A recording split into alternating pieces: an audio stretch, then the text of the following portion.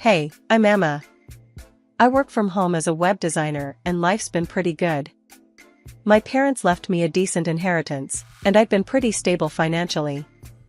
My best friend, Lily, is a bit of a character. She's all about astrology and is always reading star charts and horoscopes. I've never really bought into it, but she swears by it. One day, Lily comes over, all excited. "Emma, you have to see this," she says, waving some papers around. "What's got you so hyped?" I ask, rolling my eyes a bit. "I did your natal chart and found your perfect match. His name is Matt, and he's absolutely your soulmate," she says, eyes sparkling. I couldn't help but laugh. "Alright, fine. I'll meet him. But if he's a weirdo, you owe me a drink." "Deal," she grins, clapping her hands. So, Lily arranges a meetup. I'm feeling a bit skeptical, but curious. When I finally meet Matt, he turns out to be surprisingly normal. Tall, dark hair, a nice smile, nothing like the disaster I'd pictured. "Hey, I'm Matt," he says, extending his hand. "Emma, so, you're into astrology too?" I ask, trying to make conversation. He laughs, shaking his head. "Not really. Lily wouldn't stop bugging me about this, so I figured why not?" I chuckle. Same here. I was half expecting some crystal ball guy. We end up talking for hours. Turns out, we have a lot in common. We both love hiking, we're into the same movies, and we even like the same weird food combinations. I'm starting to think maybe there's something to this astrology thing after all. A few days later, we're texting nonstop. Matt seems genuinely interested in getting to know me. He asks about my work, my hobbies, and my family. We keep seeing each other, and things get serious pretty fast. Matt is kind, funny, and seems genuinely interested in me. One night, after a cozy dinner at his place, he takes my hand. "Emma, I know it's only been a few months, but I feel really connected to you.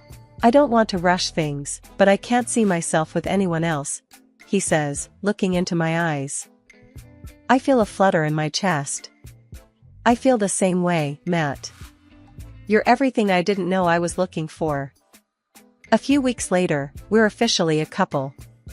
Lily is over the moon. "I told you the stars don't lie," she exclaims when I tell her. As time goes on, Matt and I get closer. We start talking about the future, and he brings up the idea of me moving in with him.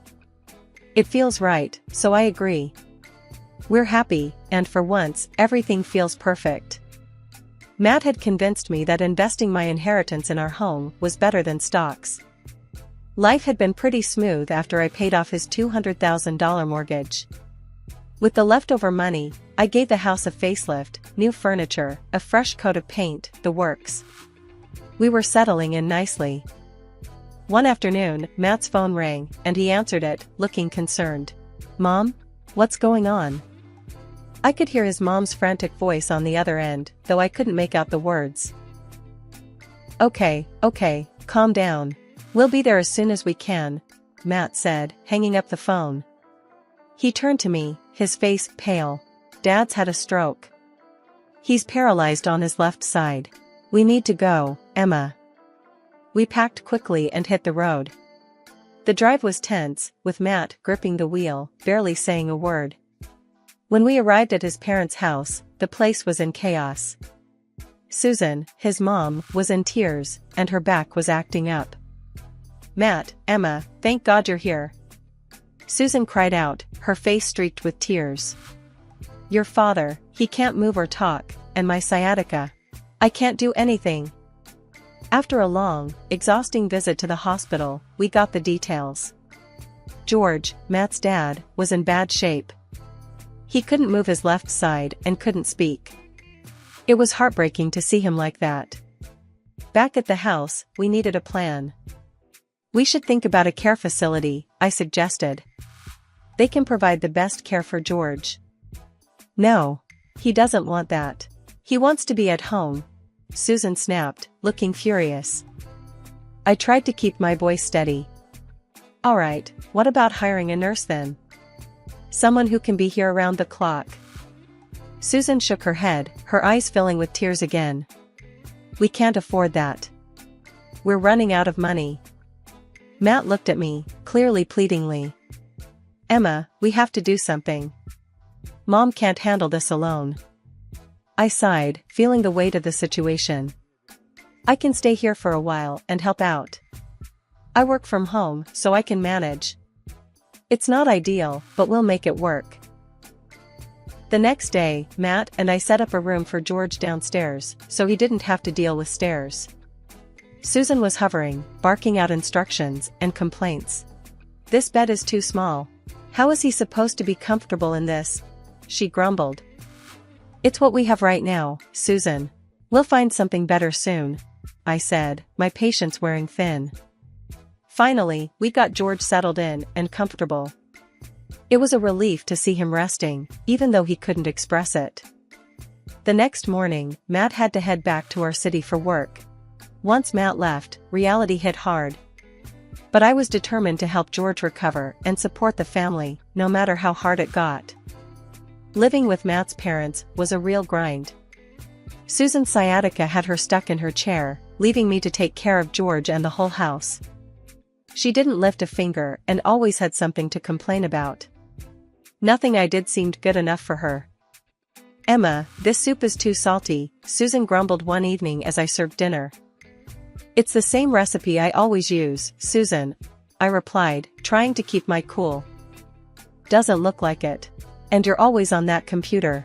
You should be taking care of us, not just sitting around, she added, her tone sharp. I took a deep breath. I'm working, Susan. I need to keep my job to help with the expenses here. Work? It looks like you're just goofing off on that thing, she muttered, rolling her eyes. I swallowed my frustration and went to check on George. He couldn't speak, but his eyes followed me, showing a silent gratitude. It was tough seeing him like this, but I was determined to help him improve.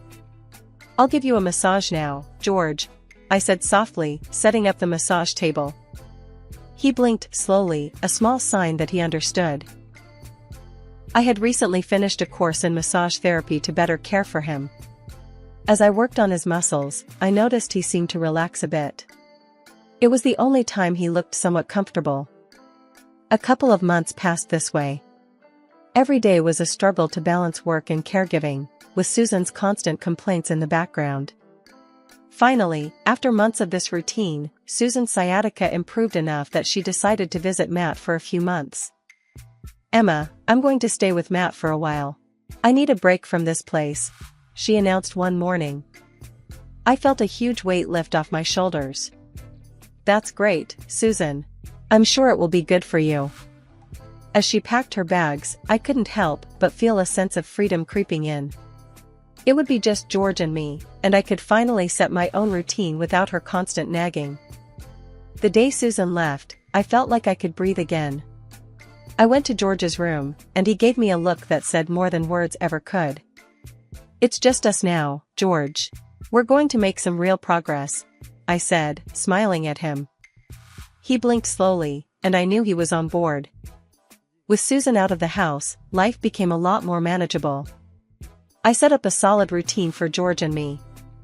Every morning, I'd start by helping him with his exercises. I'd lift his legs and arms, encouraging him to move as much as he could. I'd then move on to massaging his muscles, something I'd learned from my recent therapy course. This will help with the stiffness, George. Just hang in there, I'd tell him, working through the knots and tight spots. The days were long, but without Susan's constant nagging, I could focus better. My web design work became my escape, a few hours a day where I could lose myself in creativity. One afternoon, as I was setting up for George's therapy, I noticed something different. His fingers were twitching slightly. Hey, George, can you try moving your fingers for me? I asked, holding my breath. Slowly, very slowly, his fingers curled a bit. It wasn't much, but it was the first movement I'd seen in weeks. I felt a rush of excitement. That's great, George. Keep going, just like that, I encouraged him. His eyes lit up with a spark of hope. From that day on, we worked even harder. Every little twitch, every small movement was a victory. I started incorporating more exercises, pushing George to do a bit more each day. The weeks passed, and George's improvement was steady. One day, as I was helping him stand, he managed to take a step with some support. "Look at you, George. You're walking," I exclaimed, almost jumping with joy. Our daily routines became more rigorous. We'd walk a few steps every day, and George's confidence grew with each one. His strength was returning, slowly but surely. One evening, after a particularly good session, I decided to sit down and have a chat with him. "George, you're really making amazing progress. How are you feeling about all this?" I asked, sitting next to him. He took a deep breath and managed to say, "Better, thanks, Emma." Hearing him speak, even if just a few words, was like music to my ears. "You're welcome, George. We're a team, and we're going to get through this together," I replied, feeling a lump in my throat. As the months rolled on, George continued to improve. He was now able to move around the room with some assistance, and could feed himself with a bit of help. Our bond grew stronger through this journey. We shared more conversations, even if they were simple and slow. "George, you're really a fighter. I'm so proud of you," I said one morning as we sat in the garden, enjoying the fresh air. "Couldn't do it without you," he replied, his words clearer than before. We both sat there, enjoying the moment. It felt good to see him reclaiming parts of his life that had seemed lost forever. His spirit was strong, and his determination was inspiring. Over time, George and I grew very close. He started calling me his daughter, which warmed my heart. One day, we were sitting in the garden, enjoying the sunshine, when I decided to ask something that had been on my mind. "George, why didn't you want to go to a nursing home when you got sick?" I asked gently, looking into his eyes. He looked surprised. "Never said no," he replied slowly. "Saved money for good place." I was taken aback. "But Susan said you didn't want to go, and that there wasn't any money for it." George frowned, a serious look crossing his face. "Didn't know that," he said, his voice firm despite the struggle to speak. "We'll figure out." After months away, I decided to surprise Matt with a visit home. I was excited, thinking about how happy he'd be to see me. I packed my bags, said a quick goodbye to George, and hit the road. The drive felt longer than usual, my mind racing with thoughts of reuniting with Matt. When I finally pulled into our driveway, it was already dark. I grabbed my bags and walked up to the front door, but something felt off. My key didn't fit the lock. Confused, I tried again, but it was no use. I rang the doorbell, hoping Matt would answer, and this would all make sense. A woman I didn't recognize opened the door. "Can I help you?" she asked, looking puzzled. "I'm Emma, Matt's wife. This is my house. Who are you?" I replied, feeling a knot forming in my stomach. "I'm Karen. This house was sold a couple of months ago. I'm just here to keep an eye on it," she shot back. My mind went blank for a second. "Sold? That's impossible. This is my home." "I'm sorry, but it's not anymore," she said, looking genuinely sorry. I fumbled for my phone, my hands trembling. I dialed Matt's number, my heart racing. He answered on the third ring. "Hey, Emma. What's up?" he said, his voice sounding oddly calm. "Matt, I'm at our house, and some woman says it's been sold." "What the hell is going on?" I demanded, my voice shaking. He sighed, a cold edge in his voice. "Yeah, I sold the house. I bought a new one for Mom and me." "What? You sold our house without telling me? Where am I supposed to go?" I shouted, feeling a mix of anger and confusion. "There's no place for you in the new house, Emma. I sent the divorce papers. Didn't you get them?" he replied, his tone icy. I felt like the ground was falling away beneath me. "Divorce papers? Are you serious, Matt? I paid off your damn mortgage." How could you do this to me? He laughed, a cruel sound. You can't prove any of that. The house was in my name. It's over, Emma. Move on. Tears stung my eyes as I tried to process his words. What about your father? Who's taking care of him? Dad? He's not my problem anymore. Mom and I don't need him dragging us down. If you want to play nurse, take him. I don't care, Matt said coldly, hanging up the phone. I stood in the parking lot of what used to be my home, the darkness surrounding me, feeling utterly lost. My conversation with Matt had left me dumbfounded. I couldn't believe he had sold our house, abandoned his father, and sent me divorce papers without a second thought. My phone buzzed, jolting me out of my daze. It was George. Emma, come back. Need to talk, George said, his voice weak but urgent. I'm coming, George. I'll be there soon, I replied, my voice shaking. I got into my car and drove through the night, my mind a whirlwind of anger, sadness, and confusion. By the time I reached George's place, it was early morning. Exhausted, I walked through the door and saw George waiting for me, his eyes filled with concern. George, I don't know what to do, I stammered, feeling the tears welling up. I couldn't hold it in any longer and burst into tears right on his shoulder. He led me to the living room and helped me sit down. Tell me, what happened? He said, looking at me with those kind eyes. I took a deep breath, trying to steady myself.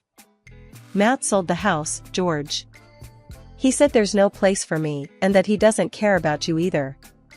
He sent me divorce papers. George's face hardened, a rare show of anger. I knew, they were up to no good. What do you mean, George? I asked, wiping my tears. After my stroke, couldn't speak, they talked, in front of me. He began, his voice trembling with the effort. What did they say? I asked, feeling a chill run down my spine. They planned everything. Told me, they'd get your money, sell house, kick you out, George said, his eyes filled with pain. I stared at him in horror. They actually said that? How could they be so cruel? Thought, I couldn't understand. But I did, he continued, his voice getting stronger. They also wanted to get rid of me. Sell my house. Tears streamed down my face as I listened. I can't believe they'd do this to their own family. George took a deep breath. I've taken care of everything. What do you mean? I asked, looking at him, confused. He reached into his pocket and pulled out a set of keys, handing them to me. I bought Matt's house. It's yours now. I looked at the keys, then back at George, feeling a wave of emotion. You did this for me? Why? Because you deserve it. You paid for it. Not them, he said firmly. I burst into tears again, but this time they were tears of happiness and relief. Thank you, George. I don't know what to say. As I sat there, holding the keys to my new home, I felt a mix of gratitude and determination. George had given me a second chance, and I was not going to let Matt and Susan's betrayal break me. We were going to fight back, and we were going to win. Together. The next day, George decided it was time to make things official. He called a lawyer to the house to change his will. Emma, need you to be the heir, George said, looking determined. Are you sure, George? I asked, feeling a mix of gratitude and concern. Yes, it's right. You took care of me, not them, he replied, his voice steady despite his condition. The lawyer arrived, and we sat down at the kitchen table. George explained his wishes, and the lawyer nodded, drafting the new will. I felt a lump in my throat as George signed the papers, making me the sole heir to all his property. A few days later, I met with Jack again, bringing all the documents and evidence we had gathered. Jack was impressed with the thoroughness of our preparation. Emma, this is solid. We've got everything we need to go after Matt and Susan, he said confidently. I'm ready to fight, Jack. Let's get that $200,000 back, I replied, feeling a surge of determination. Jack filed the lawsuit, demanding the return of my money. We also provided evidence from the bank, with witnesses confirming the transfer of funds. It was a strong case, and I felt hopeful about our chances. A few days later, there was a knock on my door. I opened it to find Matt and Susan standing there, looking desperate. "Emma, we need to talk," Matt said, his voice shaky. I crossed my arms, glaring at them. "What do you want?" "Please, Emma, we're sorry. We didn't mean for things to go this far," Susan said, her voice trembling. "Sorry? You two planned this from the start. You lied, stole my money, and tried to kick me out," I shot back, feeling my anger rise. "Emma, please, let's work something out. We don't want to go to court," Matt pleaded, his face pale. I shook my head, my voice cold. "I don't want anything to do with people like you. And by the way, George has recovered and transferred all his property to me. You two are left with nothing." Matt's face turned ghostly white, and Susan's eyes widened in shock. She fainted right there on my doorstep. Matt just stood there, speechless. "Get her out of here, Matt. I don't have time for your games," I said, pointing towards their car. He nodded, still in shock, and dragged Susan to the car. As they drove away, I felt a strange sense of closure. A few weeks later, the court ruled in my favor. I was awarded the $200,000, and the divorce was finalized. It was a long, hard battle, but I had won. I drove back to George's house, feeling lighter than I had in months. As I walked in, George looked up, his eyes full of curiosity. "How did it go?" "We won, George. I got the money back, and the divorce is final," I said, tears of joy streaming down my face. We sat together in the living room, the weight of the past months lifting off our shoulders. It was the beginning of a new chapter, one where we could finally find peace and happiness. Life had settled into a peaceful routine after all the chaos. I lived in my own house now, and George was a regular part of my life, like the father who passed away early and whom I hardly remember. We spent our days tending to the garden, chatting about old times, and simply enjoying each other's company. It was nice to have this calm after the storm. One sunny afternoon, as I was sipping coffee on the porch, my phone rang. It was Lily, my astrologer friend, who had introduced me to Matt. "Hey, Emma. You won't believe what I found in your chart this time." Lily's voice was bubbling with excitement. I chuckled, already guessing where this was headed. "Oh boy, what is it now, Lily?" "You've got a new love coming your way. He's perfect for you, even better than the last one. The stars don't lie," she said, practically squealing with joy. I burst out laughing, shaking my head. "Lily, after everything that happened, I think I've had my fill of horoscope-based romances.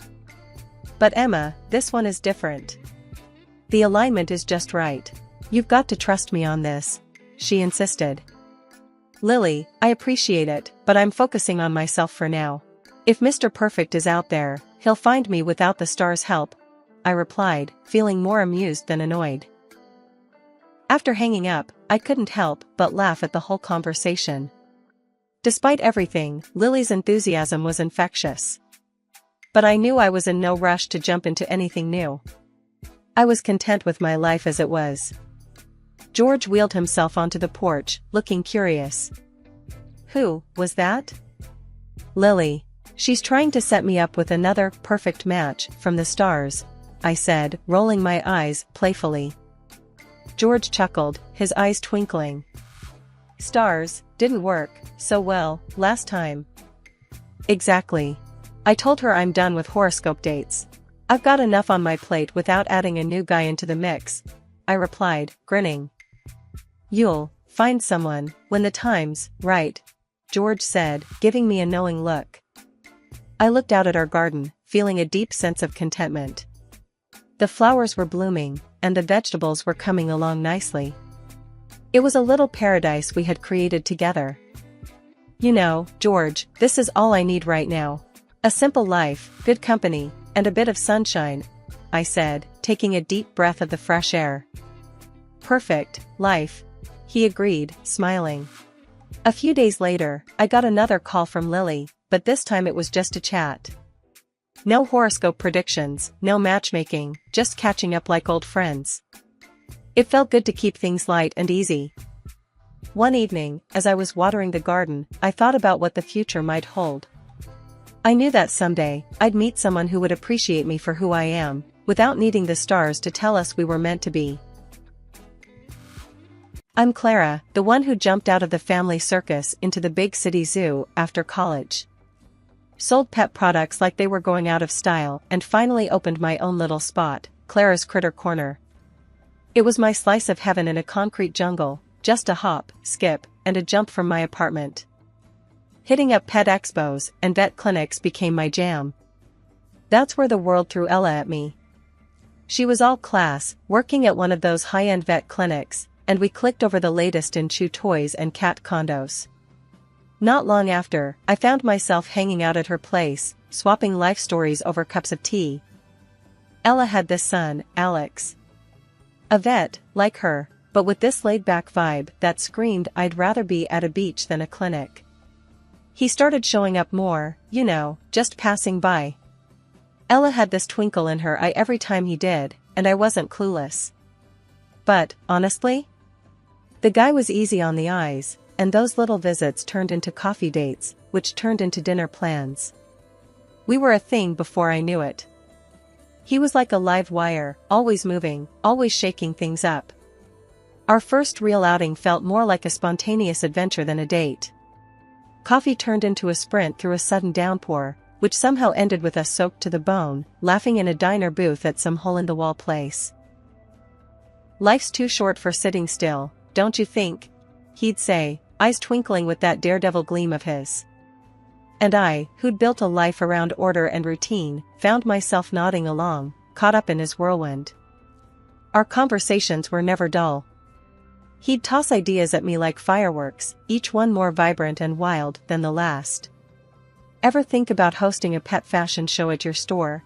He'd suggest out of the blue, and I'd laugh, not because it was absurd, but because with him, it somehow seemed possible. With Alex, I found myself stepping into a world where the unexpected was the norm, and I loved it. He challenged me, pushed me, made me see the world through a lens that was constantly shifting, constantly alive. It was exhilarating, the way he could shake up the mundane, turn the everyday into an adventure. And despite the chaos, or maybe because of it, I found myself drawn to him, to the storm that he was. It wasn't all roses, though. Alex had this way of life that was, let's just say, more laid back than mine. Friends, parties, the works. The guy knew everyone, and everyone knew him. It was a lot. But Ella, she had faith. Said we could reform him. Me? I had my doubts, but love's got a way of making you see the best in people. The thing about life is, it's unpredictable.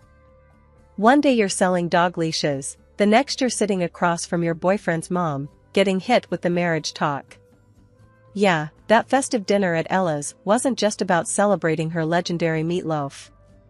So, what do you think about marriage, Clara? Ella asked, pouring another round of her too-strong homemade wine. The kind that sneaks up on you. I almost spat my drink. Marriage? Ella, Alex, and I are just, figuring things out. Ella chuckled. Figuring things out, huh? You've been figuring things out for 2 years now. Alex, who'd been suspiciously quiet, finally piped up. Mom, give Clara a break. We're good, aren't we? He flashed me that grin, the one that made my heart do somersaults even when I wanted to wring his neck. We're something, all right, I muttered, giving him a look. Ella leaned in, her eyes all sparkly. Clara, I'm not getting any younger. I want to see my boy settled. And I've seen how you two are together. You're good for each other. Settled? Ella, your son is like a kite without a string on a windy day, I said, half joking, but dead serious. Alex laughed. That's fair. But you're like the weight keeping me from flying off. In a good way, he added quickly, seeing my eyebrow raise. Ella wasn't backing down. Listen, I know Alex can be a bit much. But together, I know you can navigate through anything. I took a sip of my wine, buying time. Ella, it's not about navigating.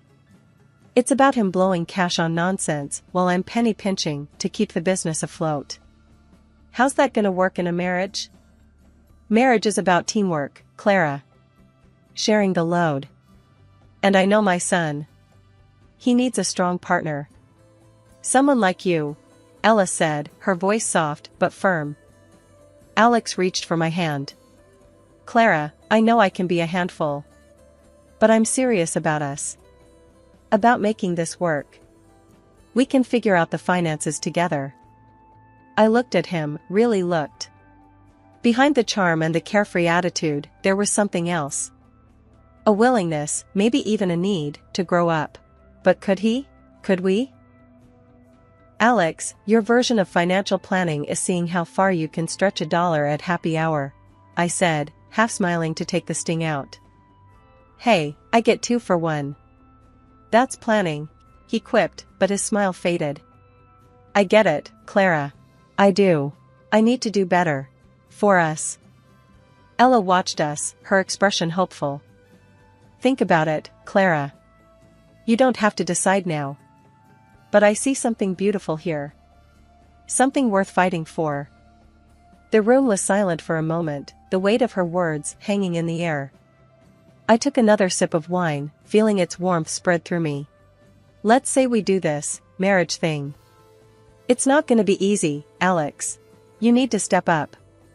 No more childish spending sprees. And Ella, no bailing him out. We're in this together, but we play by my rules.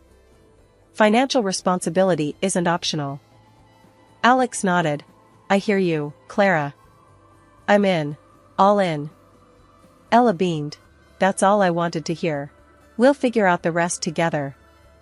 As I sat there, looking at the two of them, I couldn't help but feel a mix of excitement and sheer terror. Marrying into this family was going to be like jumping onto a moving train. But then again, life's about taking chances, right?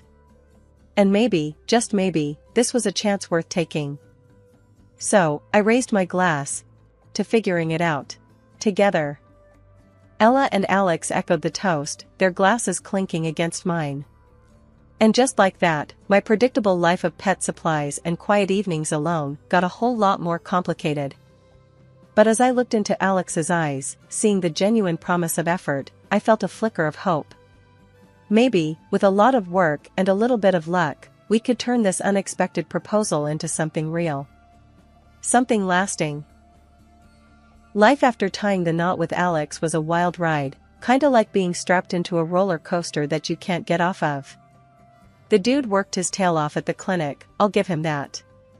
Money was coming in, sure, but it was flowing out just as fast. Every other week, Alex was either flashing a new watch that cost more than our rent or blowing $1,000 on ties fancier than anything I'd ever owned. Then there were the parties. Man, could he throw down. Every time he snagged some award or recognition at work, it was an excuse to hit the town with his squad, dropping more cash in one night than I dared to spend in a month. I tried sitting him down, laying it out plain and simple. Alex, we gotta start saving, thinking about the future, you know? Might as well have been talking to the wall. And kids? Forget about it. Every time I brought it up, he'd dodge the topic like a pro. It was clear, settling down, really settling down, wasn't on his radar. That stung more than I expected. Ella, bless her heart, was on another level. She'd always been the type to handle her business, money-wise. But with retirement, she started tightening the purse strings, getting real about her expenses. That's when she dropped the idea on us, let's get serious about the family budget. Time to pool resources, track every dime. Sounded like a lifeline to me. So, we opened this joint account, a pot for all things house and home. At first, Alex was on board, chucking in a decent share. But like clockwork, his enthusiasm fizzled. Payments became, oh, I'll do it tomorrow, until tomorrow never came. One evening, I cornered him, ready for a showdown. Alex, we talked about this. You, me, your mom, we're a team now. Time to act like it. He just shrugged, that maddening, laid-back shrug of his. Clara, this is just how things have been, you know? Mom's always had the bills and groceries covered. I take care of my own stuff. Why mess with a good thing? A good thing? My blood boiled. A good thing? Alex, we're supposed to be building a life here, not running some freewheeling bachelor pad. Things need to change. His reply was a cold splash of reality. Change? Clara, this is me. It's always been this way. Why start pinching pennies now? Life's got a funny way of throwing curveballs, and mine came in the form of 2 pink lines on a pregnancy test. Heart pounding, I broke the news to Alex, hoping, praying for a flicker of joy, a spark of excitement. His reaction? Cold enough to freeze hell over. Clara, are we sure we want to keep it? He tossed out, casual as if discussing the weather. The words hit like a sucker punch. I stood there, stunned, my heart sinking to my toes. Absolutely. I shot back, my voice laced with steel. This isn't up for debate. Ella, on hearing the news, wrapped me in a hug, her support unwavering. We're in this together, dear, she assured, a rock in the storm that was brewing. Juggling the pet store with morning sickness was a Herculean task. Every day felt like running a marathon with lead shoes. So, I did what I had to do, pivoted to online sales, rented a warehouse near Ella's, to ease the load. The digital leap was a lifeline, keeping my dream afloat as I navigated the rough waters of pregnancy. Then, as if life decided I hadn't had enough, Ella fell sick, landed straight in the hospital. My heart was torn between worry for her and anger at Alex, who couldn't be bothered to show his face at the clinic. Every day, I was there, holding Ella's hand, whispering promises of better days, while Alex, God knows where he was. Bringing Ella home was another chapter in the saga. I became nurse, caretaker, daughter she never had. Meanwhile, Alex was off gallivanting with his pals, as if his mother lying weak in bed was someone else's problem. Can't you spare a moment for your own mother? I finally exploded one evening when he breezed in past midnight, reeking of booze and bad decisions. She's got you, hasn't she? He retorted, a smirk playing on his lips that I itched to wipe off. Ella's your mother, Alex. Your mother. I spat the words, each one dripping with contempt. She needs us, not just me. But my words were rain against a window, seen but not felt. Alex shrugged off the responsibility like it was nothing, leaving me to wonder how the man I married had vanished so completely. Bringing a new life into the world should have been the kind of joy you shout from the rooftops. But when that day came, the echo of my joy bounced off walls built up by Alex's absence and indifference. Our baby boy, Lucas, was perfect, a tiny bundle of hope in a tangled mess of disillusion. Ella was my rock, stepping up in ways I never imagined. He's beautiful, Clara. Just perfect, she cooed, cradling Lucas with a grandmother's pride that outshone the dimness of the hospital room. Thanks, Ella. I don't know what I'd do without you, I murmured, exhaustion battling with gratitude. Alex's introduction to his son was brief, a fleeting moment that should have lingered.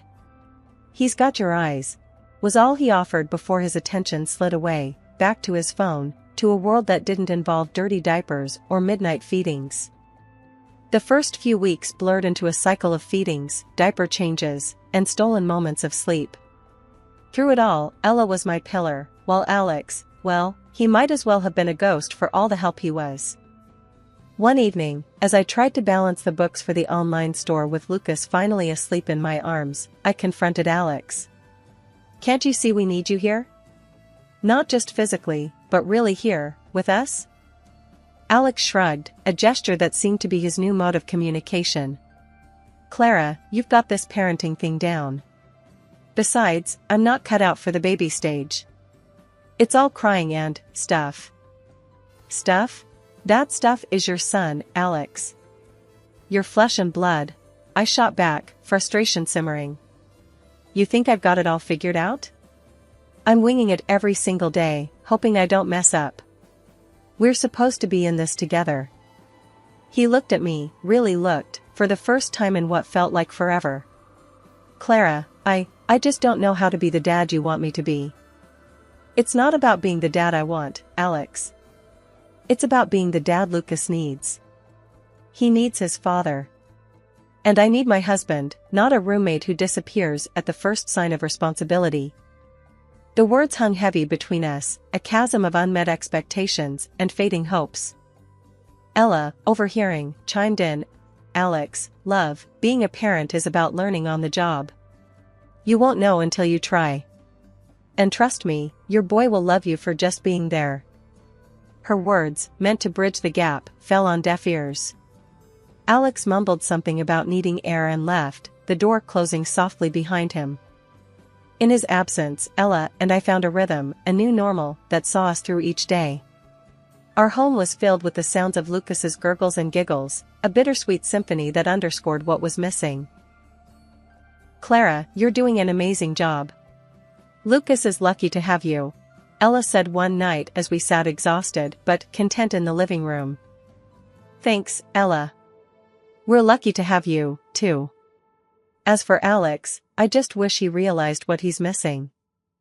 As days turned into weeks, and weeks into months, the gap between Alex and us widened. Old habits, it seemed, died hard. And as I watched Lucas grow, a tiny heart beating with potential, I couldn't help but wonder what it would take for Alex to see the treasure before him, to trade old habits for new beginnings. The day started like any other, with the routine hustle of managing my online store while balancing the demands of motherhood. It was during one of Lucas's naps that I decided to check our family account, a routine task that had become second nature. What I found was anything but routine. $20,000, our hard-earned savings, painstakingly accumulated for Lucas's future, was missing. A cold sweat broke out as I frantically scrolled through the transaction history, my heart sinking with each click. The withdrawal was flagged just 2 days ago. Without a second thought, I grabbed my phone and dialed Alex. Alex, we need to talk. Now.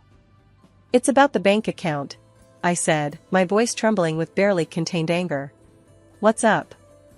His casual tone was like a slap across my face. Where's the $20,000, Alex? It's gone. Vanished. Please, tell me there's a good explanation for this, I pleaded, clinging to a shred of hope that there was a misunderstanding. There was a pause on the line, a hesitation that spoke volumes before he replied. Look, Clara, it was a matter of life or death. I had to use it. A matter of life or death? Alex, what could possibly? I began, but he cut me off. We'll talk when I get home, okay? Just, trust me, he said before hanging up. The hours until his return were agonizing, filled with worst-case scenarios and a growing sense of dread. When I finally heard the sound of a car pulling up, I rushed to the window, expecting an ambulance, a police car, anything that signaled a genuine emergency. Instead, I saw a sleek, new sports car gleaming in the driveway. Alex walked in with a swagger, the car keys twirling around his finger. What do you think? Nice, right? I stared at him, disbelief clouding my vision. Nice? You spent our savings on a car? Alex, please tell me this is a joke. He shrugged, unfazed by my distress. I needed something reliable. Something that makes a statement. It was a great deal, Clara. A great deal? My voice rose in pitch, a mix of incredulity and rage. We had plans for that money, Alex. For Lucas's future. How could you be so selfish? He leaned against the kitchen counter, the picture of nonchalance. I'll drive it. Besides, you always wanted a family car. This isn't exactly it, but you can take care of the loan. Consider it a thank you for marrying me, he said, his arrogance stinging like salt in an open wound. I felt my knees weaken under the weight of his betrayal. Thank you? For marrying me? Is that what our marriage is to you? A transaction? He sighed, a sound of exasperation that fueled my anger. I'm tired of this, Clara. Tired of the arguments, of feeling trapped. If you can't handle this, maybe you should just leave, he said, tossing a stack of papers on the table. Among them, the divorce papers stood out, a testament to the depth of his indifference. Signed. Sealed. Delivering the final blow to our crumbling marriage. This is what you want? I asked, the fight draining from my voice as the reality of his betrayal settled in. It's for the best. We're clearly on different paths, he replied, his tone devoid of any emotion. The room spun as I processed the magnitude of his actions. Not only had he jeopardized our son's future, but he'd also unilaterally decided to end our marriage, all for a fleeting symbol of status. As Alex's words, cold and detached, filled the air, Ella walked in, Lucas cradled in her arms. The sight of her grandson, oblivious to the pain around him, seemed to strengthen her resolve. Hearing the talk of divorce, Ella's expression hardened. I've made my decision, she declared, her voice steady but laced with emotion. I'm staying with Clara and Lucas. They're my family now. Alex, taken aback, stared at his mother, disbelief etched across his face. Mom, you can't be serious. She's practically a stranger, compared to your own son. Ella shook her head, a mixture of sorrow and determination in her eyes. Clara has shown more strength and commitment to this family than you ever have, Alex. I spoiled you, gave you everything, hoping it would fill the void your father left. But all it did was make you selfish, irresponsible. Turning to face Alex squarely, Ella's next words were a gut punch. I'm ashamed of what you've become. I'm disowning you, Alex.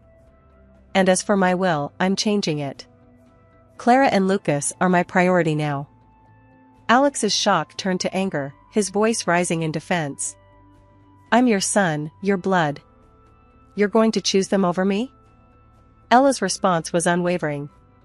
Clara has proven herself more of a family to me than you have in years. It's time you learn to stand on your own, to understand the value of money and family. The finality in her voice brooked no argument. Return the $20,000 you took from Clara, or I swear, we'll take legal action. You've crossed a line, and it's time you face the consequences. The room fell silent, the weight of Ella's words hanging heavily in the air. Alex, defeated and alone, collected his things in silence, the reality of his choices finally dawning on him. As he left, Ella turned to me, her eyes softening. I'm so sorry, Clara. I never intended for things to turn out this way. But I promise you, Lucas and you are my family now. We'll get through this together. After the dust settled from the storm of my marriage's end, life took on a new rhythm, a melody composed of resilience, hard work, and unexpected bonds. The divorce papers were signed, turning a page I never expected to write in my life story. But here we were, me, Ella, and Lucas, creating a new definition of family. Ella had been more than just a mother-in-law. In the wake of Alex's departure, she became my anchor, and together, we were determined to provide Lucas with a solid foundation, one built on love, respect, and the kind of hard work that molds character. Lucas will know the value of responsibility, of earning his keep, I mused aloud one evening as Ella and I sat, planning the week ahead. We're going to raise him to be the man Alex never chose to be. Ella nodded, her agreement silent but resolute. He'll be better for it, Clara. With us guiding him, how could he not? The irony of our situation wasn't lost on us. Alex, who had floated away on a cloud of his own making, was a distant figure in the life of his son, a cautionary tale of wasted potential and misplaced priorities.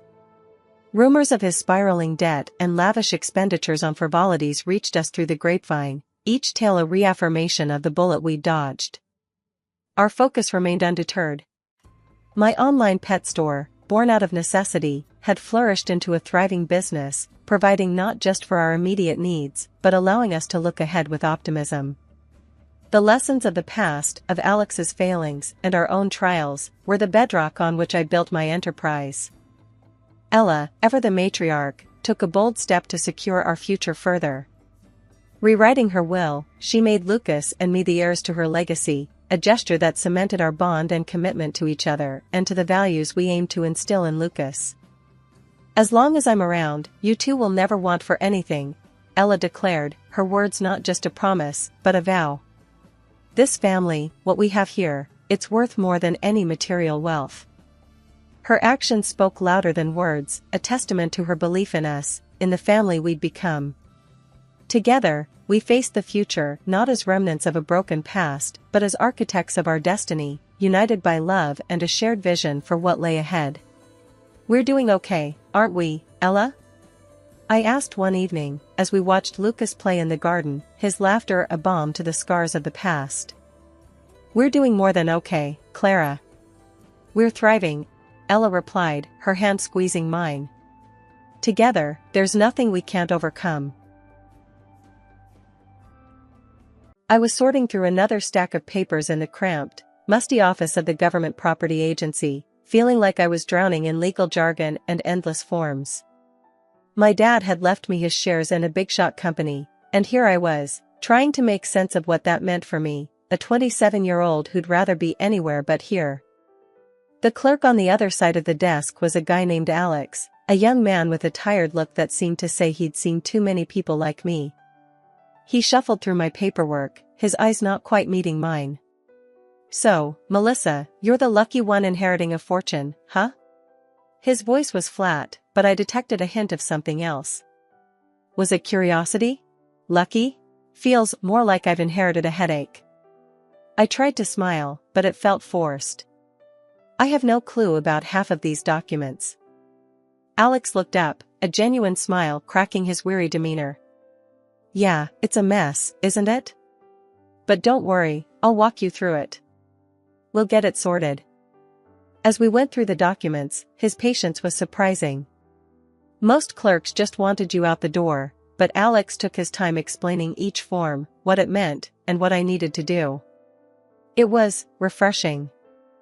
"Thanks, Alex. I didn't expect to find someone who actually cares in a place like this," I said, once we were done. He shrugged, the corners of his mouth turning up slightly. "We're not all robots yet. Besides, it's a nice break from the usual. Helping someone's a good feeling, you know?" I laughed, the sound brighter than anything I'd felt since stepping into this bureaucratic maze. "I guess I owe you one then. Coffee? My treat, as a thank you for not letting me drown in paperwork." "Coffee sounds great, but it's my treat." "You've got enough on your plate with all this inheritance stuff," Alex countered, standing up and gathering the now neatly stacked documents. Walking out of the office felt different. The burden of paperwork was still there, but lighter somehow. Alex led the way to a nearby cafe, a small, cozy place that felt worlds away from the sterile government office. As we sat down with our coffee, the conversation flowed easily. We talked about everything and nothing, work, hobbies, how life can throw curveballs when you least expect it. "You know, I never thought I'd meet someone like you in a place like that." "Someone, real," I found myself saying. Alex raised an eyebrow, a smirk playing on his lips. "Someone real? What, you thought I was a government-issued robot designed to make your life miserable?" I chuckled, shaking my head. "No, it's just, everyone seems so caught up in their own stuff. It's rare to find someone who listens, who actually sees you, you know?" He nodded, taking a sip of his coffee. "I get it. Life's too short to be anything but real, especially with people. We're all just trying to figure it out, one day at a time." Our story didn't start with love at first sight or grand gestures. It started with shared smiles, genuine kindness, and a cup of coffee. And sometimes, that's all it takes to turn a regular day into the beginning of the rest of your life. After that day at the cafe, things between me and Alex took off faster than I could have imagined. It wasn't long before we were seeing each other outside of all that legal and paperwork mess. One evening, sitting on my old, comfy couch with takeout boxes scattered around, Alex brought up the idea that would change everything. "Hey, I've been thinking," he started, a bit hesitant, which wasn't like him at all. He was always so full of confidence, his ideas bold and out there. With your inheritance and my knowledge of the market, we could start something on our own. Something big. I paused, a piece of pizza halfway to my mouth. Start something? Like what, a business? The idea seemed crazy. Sure, I had money now, but business was a whole different game. Yeah, a business. Hear me out. He leaned forward, his eyes lighting up the way they always did when he was excited about something. We both know the agricultural sector is booming. What if we dive into that? Start a wholesale warehouse for spare parts or something. It's in demand, and with your capital and my connections, we could really make a mark. I set my pizza down, intrigued despite myself. But I don't know the first thing about running a business, Alex. And what about your job? He waved his hand dismissively. My job's a dead end, you know that. And you're smart, you'll learn. We'll learn together. His confidence was infectious, but I was still hesitant. Alex, it's a huge risk. What if it doesn't work out? I could lose everything. The fear of making a monumental mistake was gnawing at me. But what if it does work out? His hand found mine across the couch, giving it a reassuring squeeze. You won't be alone in this. We're in it together, every step of the way. Plus, your mom's been bugging you about investing that money wisely, right? Here's our chance to do something wise and big. I couldn't help but laugh. You've got an answer for everything, don't you? His enthusiasm was hard to resist. Okay, let's say we do this. We're going to need a solid plan. And I mean solid, Alex. No winging it. Of course. He was practically bouncing with excitement now. I'll draft something up. We'll go over it together, tweak it, make sure it's foolproof. And just like that, our joint venture began. It was a whirlwind of planning, meetings with lawyers, to draw up a partnership agreement, and endless research. My head was spinning most days, but seeing Alex so passionate and dedicated was all the reassurance I needed. Before we got married, Alex insisted we sign a prenuptial agreement. It's just practical, he said one night as we were going over some business plans. In case things go south, we both know where we stand. Everything split in half, clean and simple. I nodded, understanding his point, but wanting to add my own condition. All right, I get it. But I want something in there too. If one of us cheats and that leads to divorce, the cheater loses their share in the business. He looked at me, surprised, but then nodded. Fair enough. I love you, and I'm not going to cheat on you. So, yeah, let's add it. It was a tough conversation, but it felt right. Setting clear rules felt like we were laying a strong foundation, not just for our business, but for our relationship too. The day we signed the lease for our warehouse space was surreal. Standing there, looking at the empty building that would soon be bustling with our business, I felt a mix of terror and exhilaration. We're really doing this, aren't we? I said, more to myself than to Alex. He came up behind me, wrapping his arms around my waist. We're doing this. And it's going to be amazing. You and me, we're going to build something great here. I leaned back into his embrace, allowing myself to believe in the dream we were building. It wasn't just about the business, it was about us, taking on the world together. Little did I know, the challenges ahead would test us in ways I never expected. But in that moment, all I felt was hope and the thrill of starting something new with the man I loved. The buzz of our warehouse was like music to my ears, the shelves stacked with parts, orders coming in and going out. Alex and I, we were riding the high of our success. Our little venture into the world of agricultural spare parts was booming, profits climbing higher than either of us had dared to dream. It was a rush, seeing something we built from the ground up flourish like this. But with growth came growing pains. We need more hands on deck, I said one evening, poring over orders and invoices that seemed to multiply by the hour. I can't keep up with the paperwork on top of everything else. Alex, ever the cautious one, frowned at the suggestion. I don't know, babe. Hiring more people means trusting outsiders with our baby. Can't have just anyone poking around our finances and legal stuff. I got where he was coming from, but something had to give. So, what, you want me to do it all? I'm already swamped as it is. He looked at me, a mix of apology and determination in his eyes. I was thinking, maybe you could take some courses? Get certified in accounting and legal management? It'd keep things tight, just between us. The thought of going back to school on top of running a business felt overwhelming, to say the least. Seriously? When am I supposed to find the time for that? At night? Weekends? He suggested, as if it were that simple. Look, I know it's a lot, but we've got to protect what we've built. You're brilliant, babe. You'll ace it in no time. So, that's what I did. By day, I was the co-owner of a thriving business, and by night, a student once again. It was exhausting, juggling books with balance sheets, but I was determined to keep our dream alive. As the business expanded, so did my responsibilities. I became the backbone of our operations paperwork maze, handling everything from document management to accounting and legal issues. Alex took charge of the finances, contract negotiations, and steering the company's growth, which meant he was on the road a lot, leaving me to hold down the fort. One night, with Alex away on a trip and me buried under a mountain of work, I couldn't help but feel the weight of it all. This isn't what I signed up for, I muttered to myself, staring at the computer screen long after the office had gone dark. The phone rang, breaking the silence. It was Alex, checking in from wherever his meetings had taken him. Hey, how's my superstar manager doing? I sighed, rubbing my tired eyes.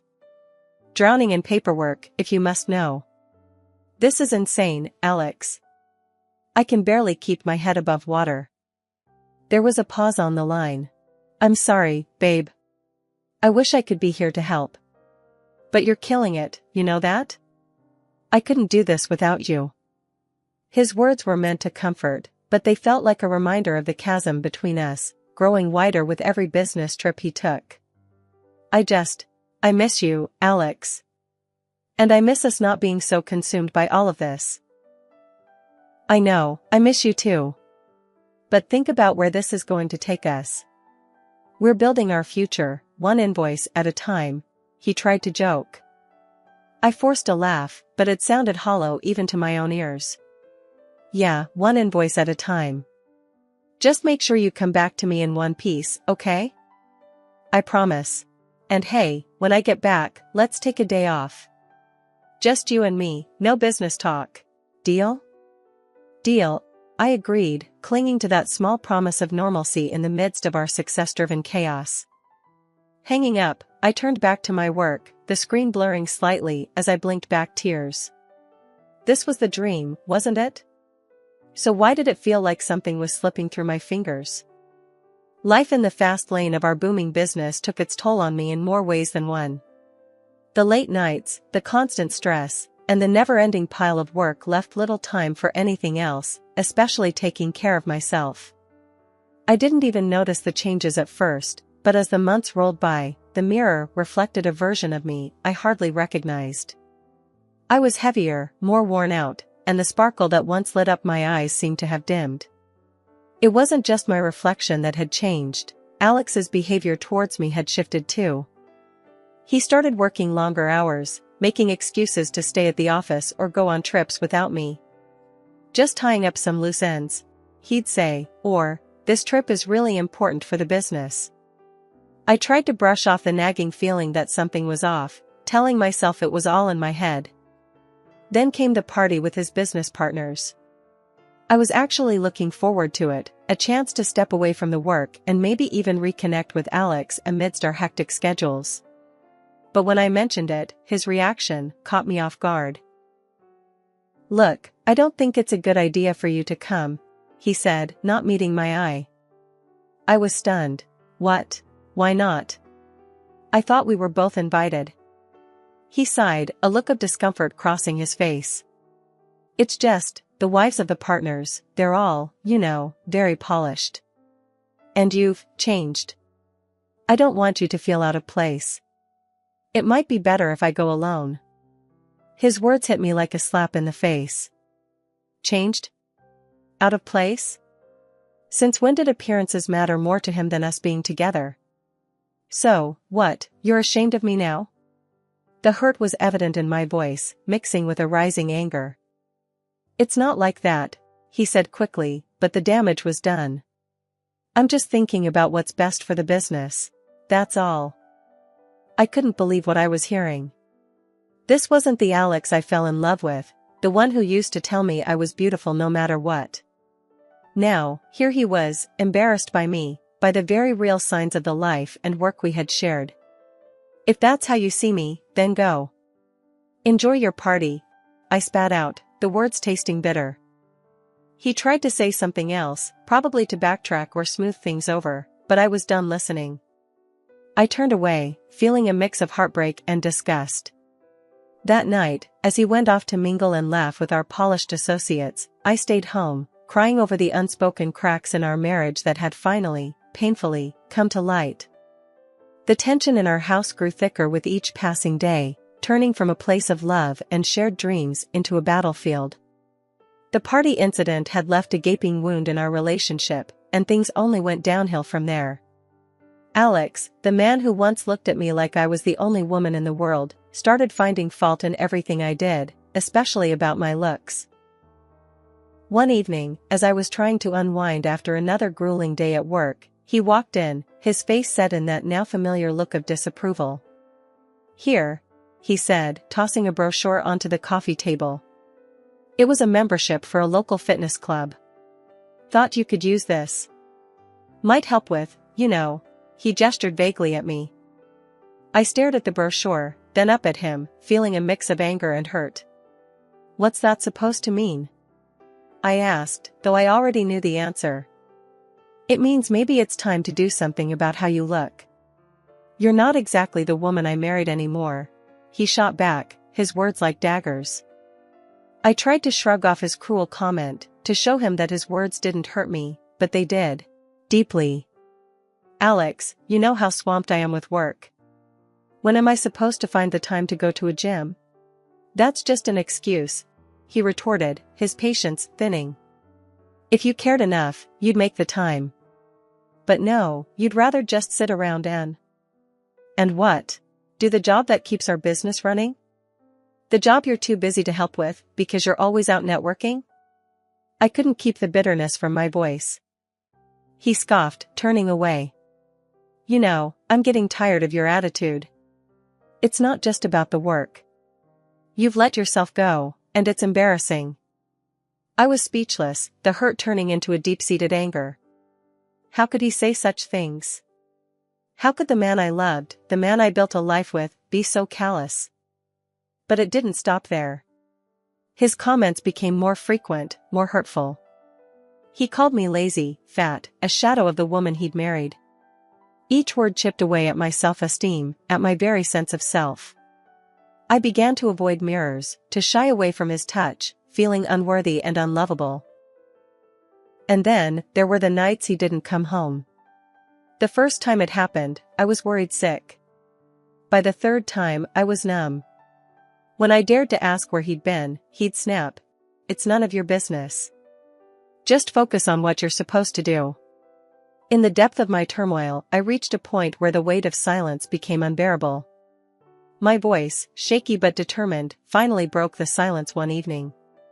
I can't live like this anymore, I admitted to Alex, my heart pounding against my chest. We need to talk about divorce, about how we're going to handle the business. The idea of splitting everything we built together was daunting, but necessary for my peace. Alex's reaction was a mix of rage and disbelief. You want to walk away now? He thundered. After all I've put into this? You think you're entitled to half? His words, sharp and cutting, were meant to intimidate, to make me second-guess my worth. I built this company. You're nothing without me, he sneered, his words echoing off the walls, a painful reminder of how far we drifted apart. His threats of dragging me through a legal nightmare didn't deter me as he thought they would. Instead, they crystallized my resolve. It's not just about the business, Alex, I countered, my voice steadier than I felt. It's about respect, something that's been missing for far too long. Later, washing my face with cold water of the bathroom, I stumbled upon Alex's phone, abandoned and buzzing with a new message. Driven by a sudden impulse, I picked it up, and what I found shattered the remnants of my denial. Messages from another woman, filled with intimacy and vulgarity, painted a vivid picture of betrayal. My heart sank as I scrolled through plans for a getaway, a trip meant for two, all behind my back. With every message I read, a part of the old me died, and a new resolve took its place. I didn't confront Alex with my discovery. Instead, I carefully documented everything, a silent promise to myself to fight for what was rightfully mine. This wasn't just about getting even, it was about claiming my dignity, my independence. With a heart heavy yet resolute, I knew what I had to do. The discovery of Alex's betrayal wasn't just a personal blow, it was a wake-up call to protect what I had worked so tirelessly for. So, I went to our office, a place that once symbolized our shared dreams, now a battlefield where I had to secure my future. First, I meticulously reviewed every document, every account associated with our business. It was crucial to understand the full scope of what we had built together, and what was at stake. Discovering the extent of Alex's deceit, including the car he bought for his mistress, only fueled my determination. I gathered every piece of evidence, made copies, and prepared myself for the next step. Armed with the documents, I sought out the best lawyer I could find, someone known for their integrity and tenacity. I need to file for divorce, I told the lawyer, my voice steady but my hands betraying my nervousness. And I intend to fight for what's rightfully mine in the business we built together. The lawyer, a seasoned professional with a keen sense of justice, listened intently as I laid out my case. After reviewing the prenuptial agreement and the evidence of infidelity, he looked at me with a reassuring calmness. Given the circumstances and the evidence you've provided, you have a strong case. We'll do everything in our power to ensure you come out of this with what you deserve. The legal battle that ensued wasn't easy. It was a test of my resilience, my patience, and my very spirit. But throughout it all, I held on to the belief that truth and justice would prevail. And prevail they did. The court recognized the validity of our prenuptial agreement and the evidence of Alex's betrayal. In the end, the judgment was passed in my favor. I retained full ownership of the business we had built together, along with a fair portion of our shared assets. Additionally, I was granted financial compensation for the emotional distress caused by Alex's actions. It was a bittersweet victory. The business that had once been a symbol of our union and collective effort was now solely mine.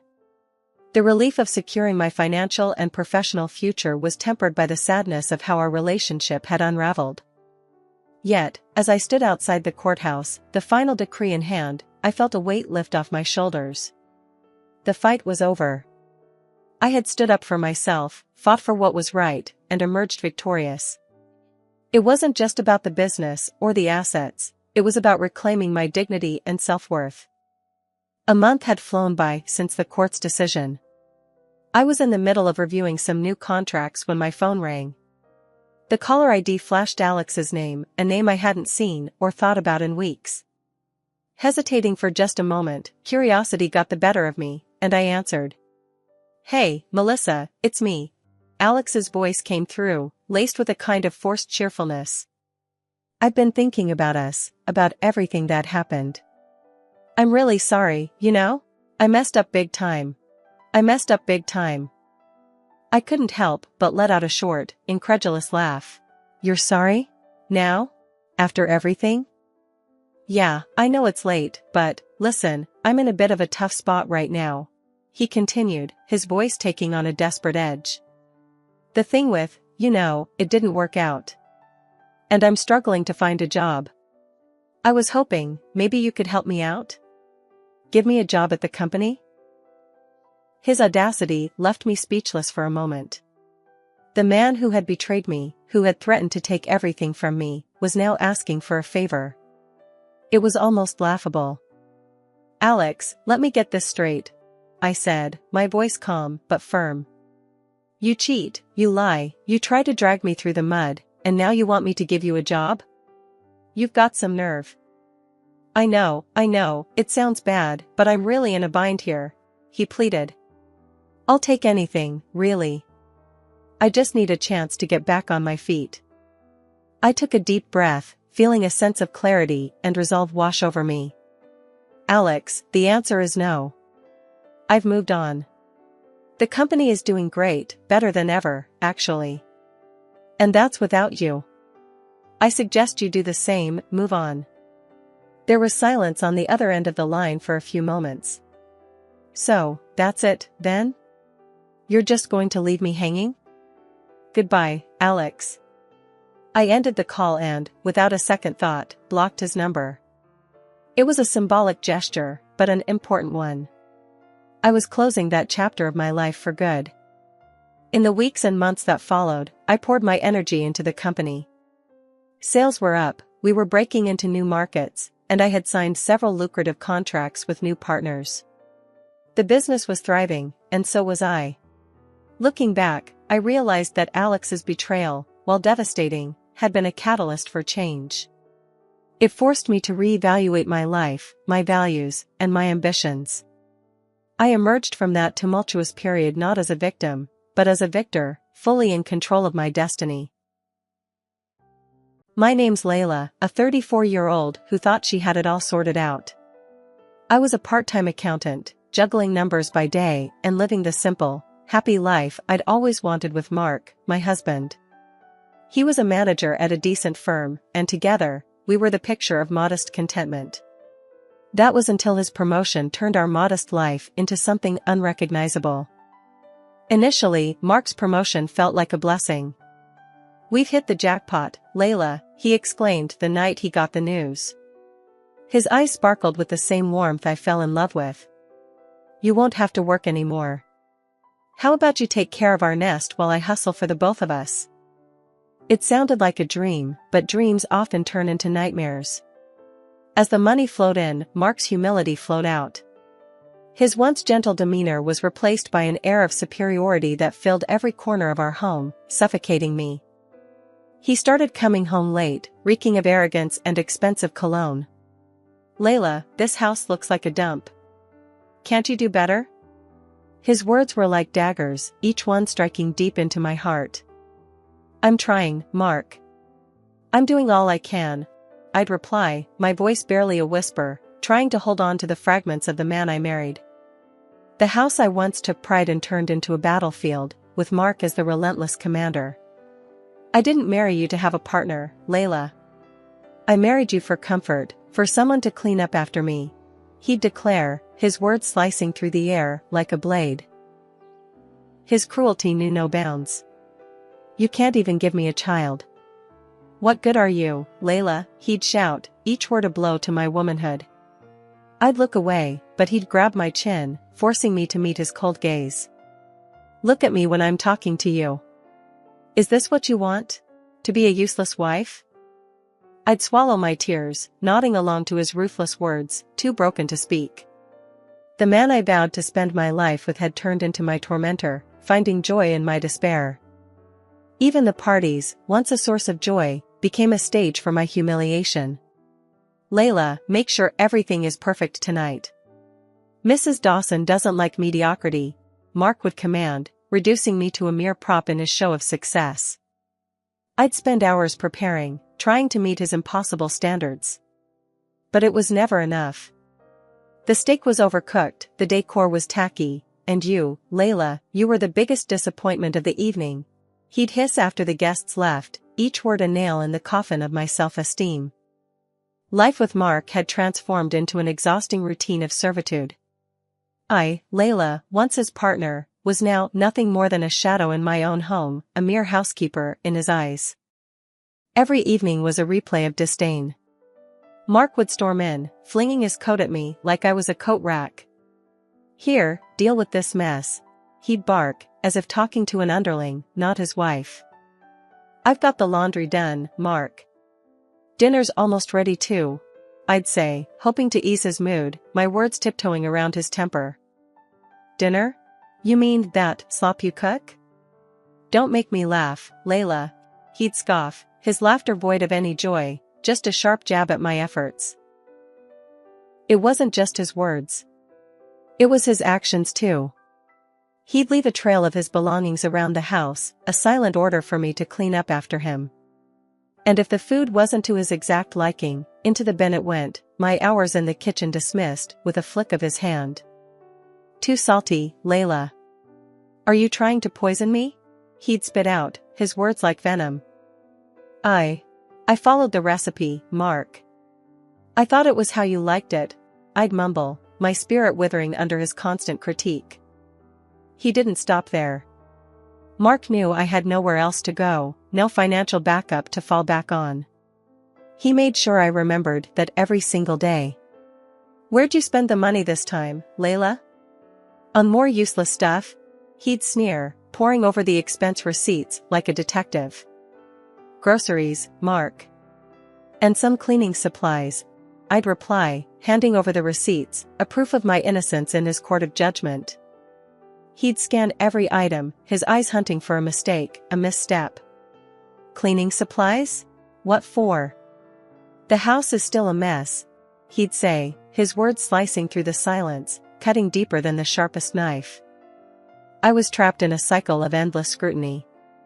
Every penny I spent was a penny he earned, and he never let me forget that. I was accountable for every breath I took, every move I made, in the suffocating space that was once our shared home. Layla, you know the drill. Impress Mrs. Dawson, impress them all. Don't screw this up, Mark would remind me, his words a constant echo in the back of my mind. The kitchen became my battlefield, every dish a mission. I'd chop, stir, and season, hoping each flavor was just right. This sauce better be perfect, Layla. Don't make me regret letting you handle it, Mark would say, peering over my shoulder, his presence heavy, suffocating. I've got it, Mark. It'll be great, I'd assure him, my hands shaking, the pressure building like a storm. The hours before the guests arrived were a frantic rush.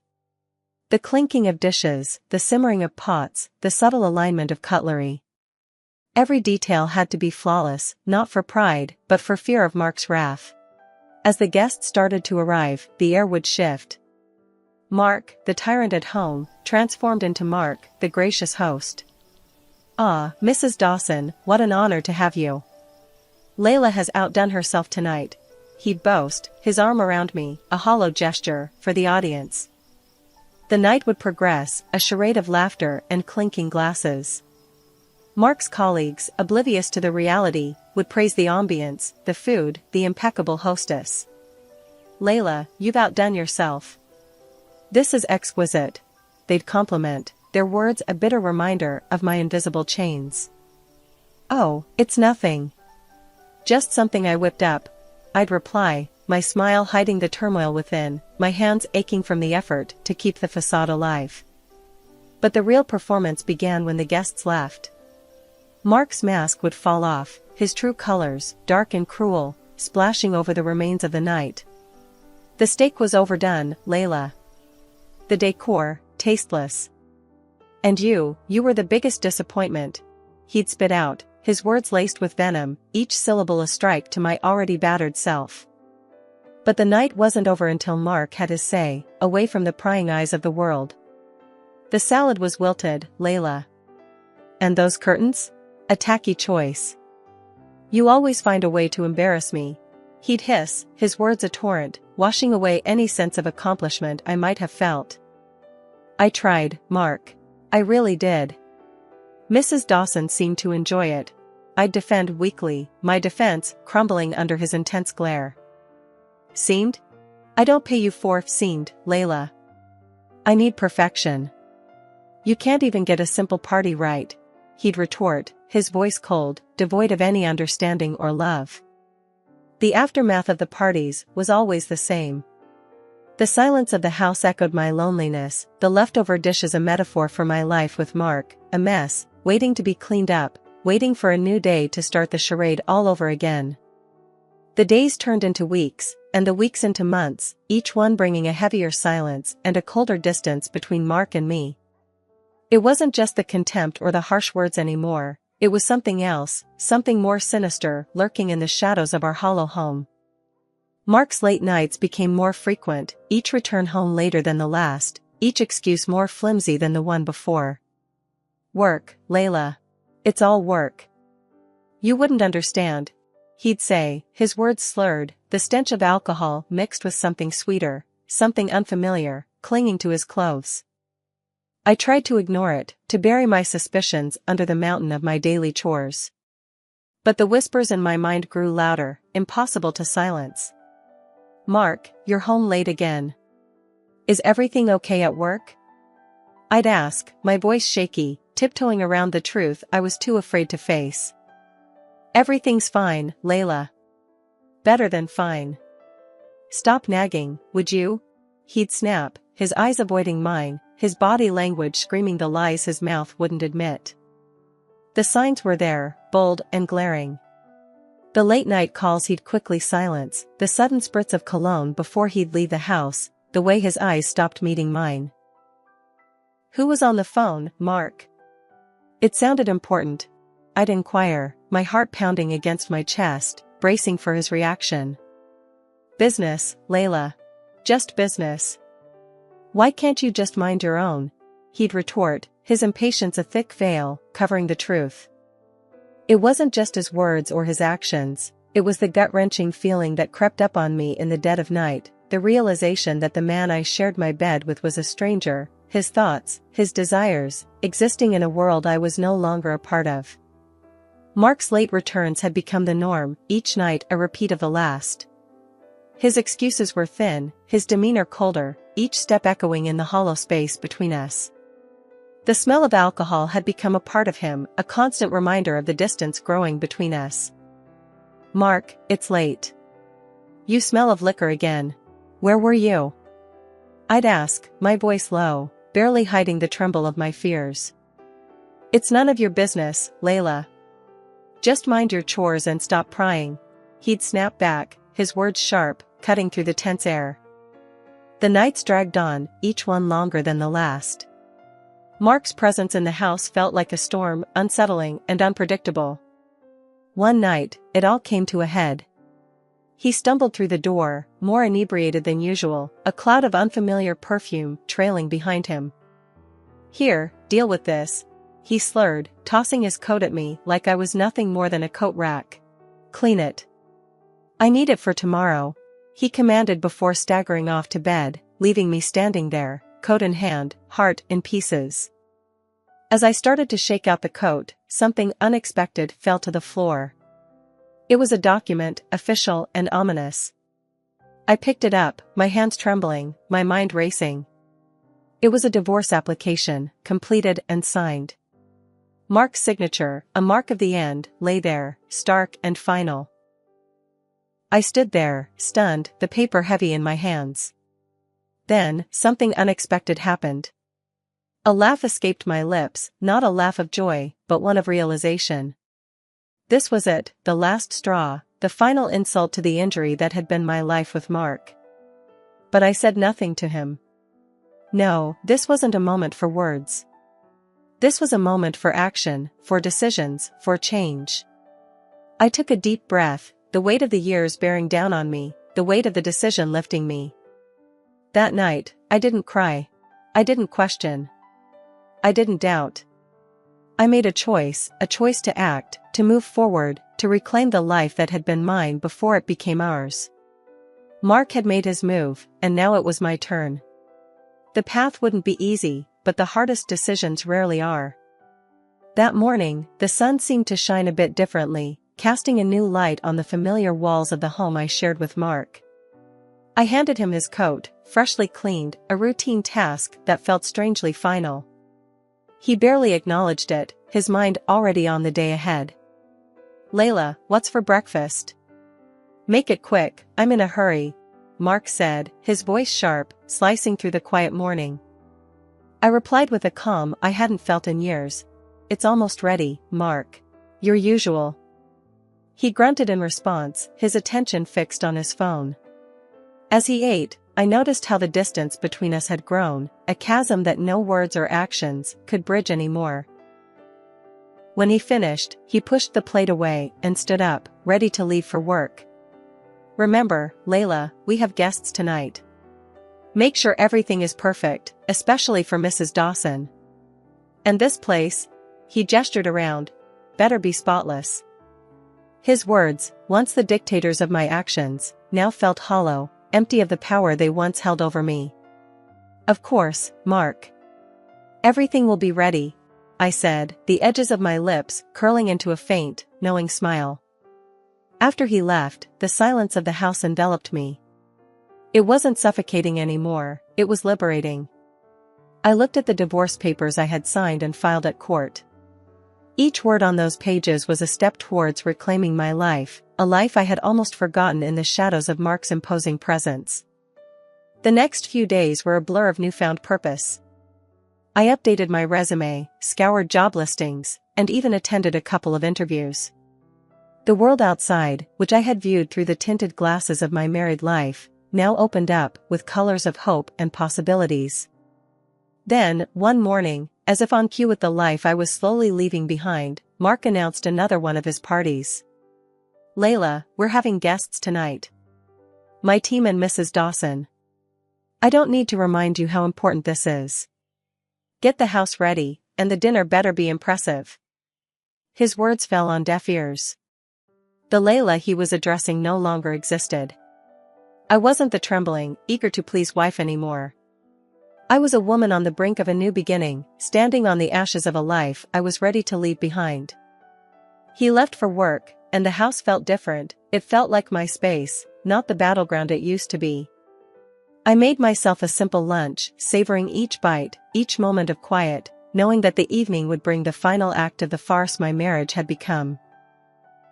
As I sat there, eating, the realization of my newfound freedom filled me with a sense of peace. For the first time in what felt like forever, I wasn't worried about the evening, about the guests, about Mark's impossible standards.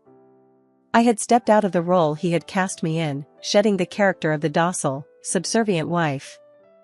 The hours ticked by, and the time for the party approached. But the flurry of activity, the rush to impress, was absent. Instead, I sat there, a quiet observer of the life I was leaving behind.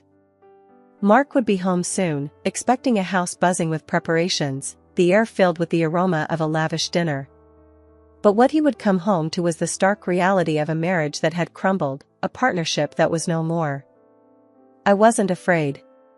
The fear that had once consumed me, that had dictated my every move, had dissipated, replaced by a resolve as strong as the morning sun that had ushered in this day of change. Evening had settled in when Mark barged through the door, the cold air sneaking in behind him as he forgot to close it. His eyes scanned the quiet house, expecting the usual hustle of party preparations. But there was nothing. Just silence, just me, standing calmly amidst the stillness. "What is this, Layla? Where's the dinner? The guests, they could be here any minute," he bellowed, his voice echoing in the empty space. I met his gaze, my voice calm, but firm. "There's no dinner, Mark. No party. We're divorced. I don't owe you anything anymore," I declared, the truth hanging heavy between us. His face went from anger to shock, his mouth opening and closing, struggling to grasp the reality I laid before him. "Divorced? What nonsense is this, Layla? You're talking crazy," he stammered, his composure slipping. "Not nonsense, Mark. Fact. Remember the divorce papers you had in your coat? I found them, signed them, and filed them. It's done," I said, each word deliberate, each syllable sealing the end of our farce. His shock turned to rage, his words a desperate attempt to regain control. "You fool. That was just to show my boss, Mrs. Dawson, to get her off my back. She's my lover. Do you think I got a promotion at work? I would never actually divorce you. She's old, Layla, way older and scarier than you. It was all for the promotion, don't you see?" He spat out, his words twisted, trying to weave a new web of lies. I listened, the absurdity of his excuses almost laughable. "So, it was all a game? The boss, the divorce, all for a promotion? So you smelled like Mrs. Dawson's perfume? Or do you have another woman? I asked, my voice steady, my resolve unshaken. He laughed until he cried. You're right, silly. I have a stunning mistress, young and beautiful. You and Mrs. Dawson are no match for her, I'm just playing with you. But his smirk faded, his words trailing off into silence as a cough echoed through the room. We both turned towards the sound, the forgotten open door framing the figure standing there. His boss, her expression cold and piercing, her eyes locked on Mark. His colleagues, a mix of confusion and disbelief on their faces. The room was still, the tension palpable. Mark's boss, her face a mask of fury, stood over him. Mark, explain yourself. Was this all just a game for you? Using me to climb the career ladder? She demanded, her voice cutting through the silence like a knife. Mark, the color drained from his face, dropped to his knees. His usual arrogance was gone, replaced by desperation. No, you've got it all wrong. It's not like that at all. I respect you immensely. Please, you have to believe me. He pleaded, his hands clasped together, his eyes begging for a shred of mercy. But there was no mercy in his boss's eyes, only contempt. Respect? You dare talk about respect after what I just heard? You're a disgrace, Mark. Not only have you made a mockery of our personal relationship, but you've also shown your true colors as a man. She spat, her words laced with disgust. I'm sorry, truly sorry. It was a mistake, a terrible mistake. Please, give me another chance. Mark begged, his voice barely above a whisper, his figure small and defeated on the floor. The boss shook her head, her decision as firm as her stance. A mistake? No, Mark. This was a calculated move on your part, and it's going to cost you. As of tomorrow, you are no longer employed at my company. And trust me, I'll make sure your reputation follows you wherever you go. No decent company will touch you after this, she declared, her verdict final. With that, she turned on her heel and left, her presence leaving a void that was quickly filled by a heavy, suffocating silence. One by one, Mark's colleagues followed, their quick glances of pity and disdain a clear sign of the social and professional ostracism that awaited him. And there he was, Mark, still on his knees, the mighty man reduced to a crumpled figure of defeat. I couldn't help but let out a laugh, not of joy, but of disbelief at the irony of it all. I began to gather my things, each item a token of the life I was leaving behind. Mark's eyes followed me, a mix of confusion and desperation in his gaze. Layla, please, don't leave me like this. I have nothing left. I need you, he begged, his voice a hollow echo of his former self. I stopped, my bag in hand, and turned to face him. Need me? Like you needed your boss, or your mistress, or your precious career? No, Mark. You've made your bed, and now you get to lie in it. Alone, I said, my words clear, my resolve unwavering. But Layla, I made a mistake. I can change. Please, he continued, his pleas a stark contrast to the man who once held the power in our home. I shook my head, a wry smile on my lips. Change? You don't need change, Mark. You need a miracle. And as for staying, you seem to have plenty of company without me. I'm sure you'll manage, I replied, my tone final, my decision made. Life had taken a turn for both of us, but in different directions. I found myself in a cozy apartment, small, but mine. I got a job, nothing fancy, but it was a start, a step away from the shadows of my past with Mark. Mark was in a tough spot. His boss had done a number on him. Everywhere he tried, doors slammed shut. His big-time career was now just a pile of dust. He was left picking up odd jobs here and there, nothing official, just enough to scrape by. His once lavish house was now just a big, empty space, no laughter, no life, just him and his regrets. I heard whispers about his young mistress.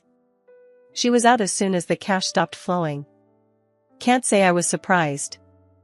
Now, Mark was all alone in that big house, no one to clean up after him, no one to listen to his woes. But life was different for me. I rekindled old friendships, caught up with girlfriends I hadn't seen in ages.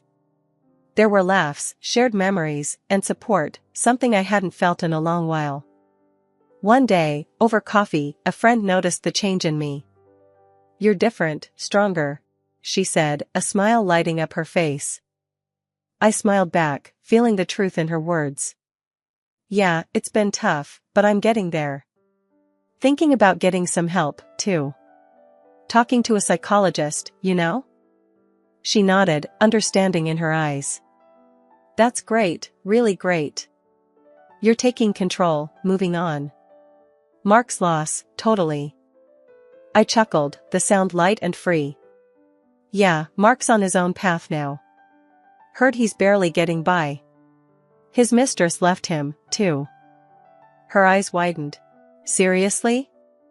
Wow, that's rough. But you're doing good, right?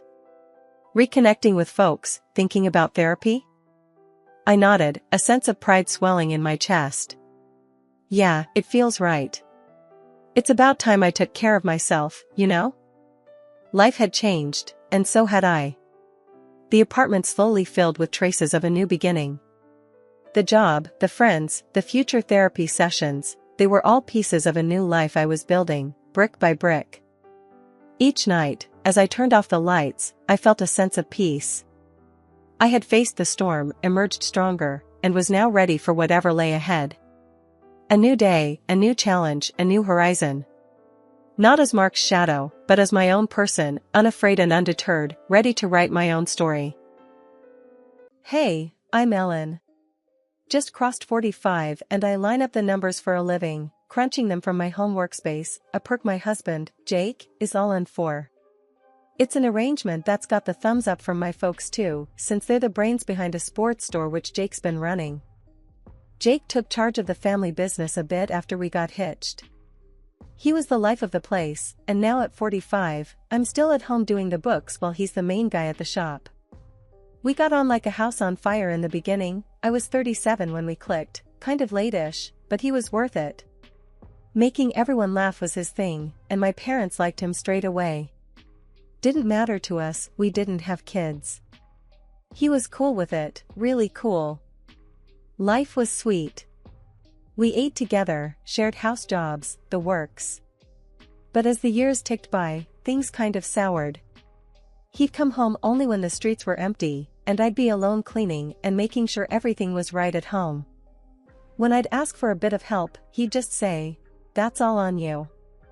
And then the whole world tilted off its axis with a stupid ping from Jake's phone. It was a mess up on his part, leaving his phone behind like that. I heard the noise while I was in the middle of something and thought it was weird. His phone lit up with messages that made my heart stop. It was like being punched in the gut, seeing words that shouldn't be there. No beating around the bush, the messages were spicy, the kind that you don't send to someone's husband. But I didn't have much, just a few messages that could mean anything. When the man came out of the shower looking for his phone, I was cool.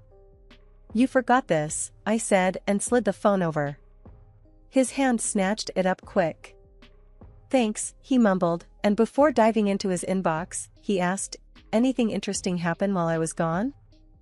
I considered for a quick second whether to throw it all in his face, make a big scene. But I had zilch. No concrete proof, just a gut feeling and some ambiguous texts. So I shrugged. Same old. He nodded and dived into whatever it was that needed his urgent attention. "Always a crisis somewhere," he muttered. And just like that, I was undercover. I needed to be sure before I blew up our whole life over what might be nothing. I'd play dumb, keep quiet, watch, and wait. I didn't let on a thing as he finished breakfast, kissed my cheek, and walked out the door. That was the morning I figured I had more to figure out. I had started a silent countdown to either blowing up my marriage or calling it all a bad dream. Only time would tell which. Nerves were my breakfast that morning, my hands jittery like I'd downed the entire pot of joe. I rang up the detective agency, the one that supposedly knows how to untangle the webs of lies without breaking a sweat. Acting the part of a clueless spouse, honestly, it should earn me an Academy Award. I plastered on the happy wife face, served up Jake's beloved medium-rare ribeyes, and tossed in some buttered peas for good measure, acting as if the world hadn't just tipped on its axis. Jake, well, he was his usual self, cracking tired jokes across the breakfast table, clueless that I was onto him, or was he? Sometimes the way he'd glance up from his phone, his eyes narrow like he smelled something fishy, made me wonder if he was wise to the game. I had to be slick, couldn't let the facade slip. Later, I slid into the car, the engine purring to life, just as my inner turmoil was. The meeting spot for this so-called detective? A coffee shop that was the epitome of nondescript, tucked between a laundromat and some hole-in-the-wall store selling knickknacks and paddywhacks. Frank was no run-off-the-mill gumshoe. Toughness clung to him, the kind that's seen enough shady corners to know what lurks in the shadows. He had a handshake that suggested I could break you, but I'll wait. So, what's tipping you off to foul play? Frank's voice didn't just ask the question, it demanded the truth. It's like intuition dialed up to 11, I responded, trying not to let slip that I was nearly coming undone beneath my calm veneer. He's secretive, dodgy, coming home when he knows I'll be zonked out, and then there's the texts. Frank's eyes didn't miss the tremor in my hands as I showed him the snapshots of Jake's texts. He scrolled through them in silence, his jaw tightening just a hair with every swipe. We'll see who your husband's been texting. Check his habits, his lies, he won't know what hit him, he said, the last part with a shadow of a grin that didn't reach his eyes. The price tag was a punch to the gut, but I was in too deep to back out now. Let's do it, I said, even as my inner accountant screamed. Home was a minefield now, each step choreographed so Jake wouldn't suspect a thing. But the weight of the secrets turned every "I love you" into quicksand.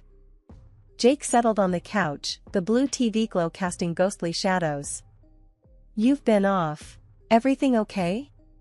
His concern sounded almost genuine. Yeah, just a hard day is all. I played it off, cringing inwardly at the deceit caking my words.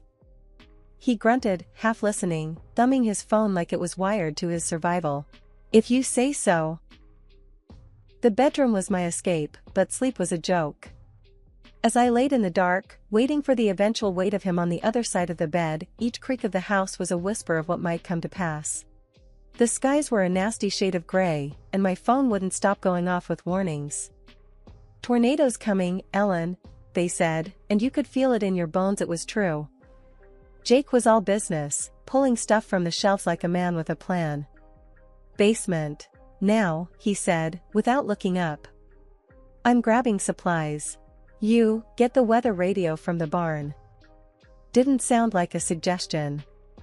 It was getting ugly outside real quick, with the wind getting pushy. I bundled up and dashed out to the barn.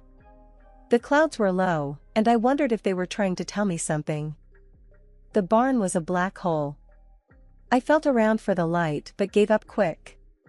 I knew where the radio was, or I thought I did. Then, like a bad joke, the door slammed shut behind me. Damn, I said out loud, hoping it might make me feel better.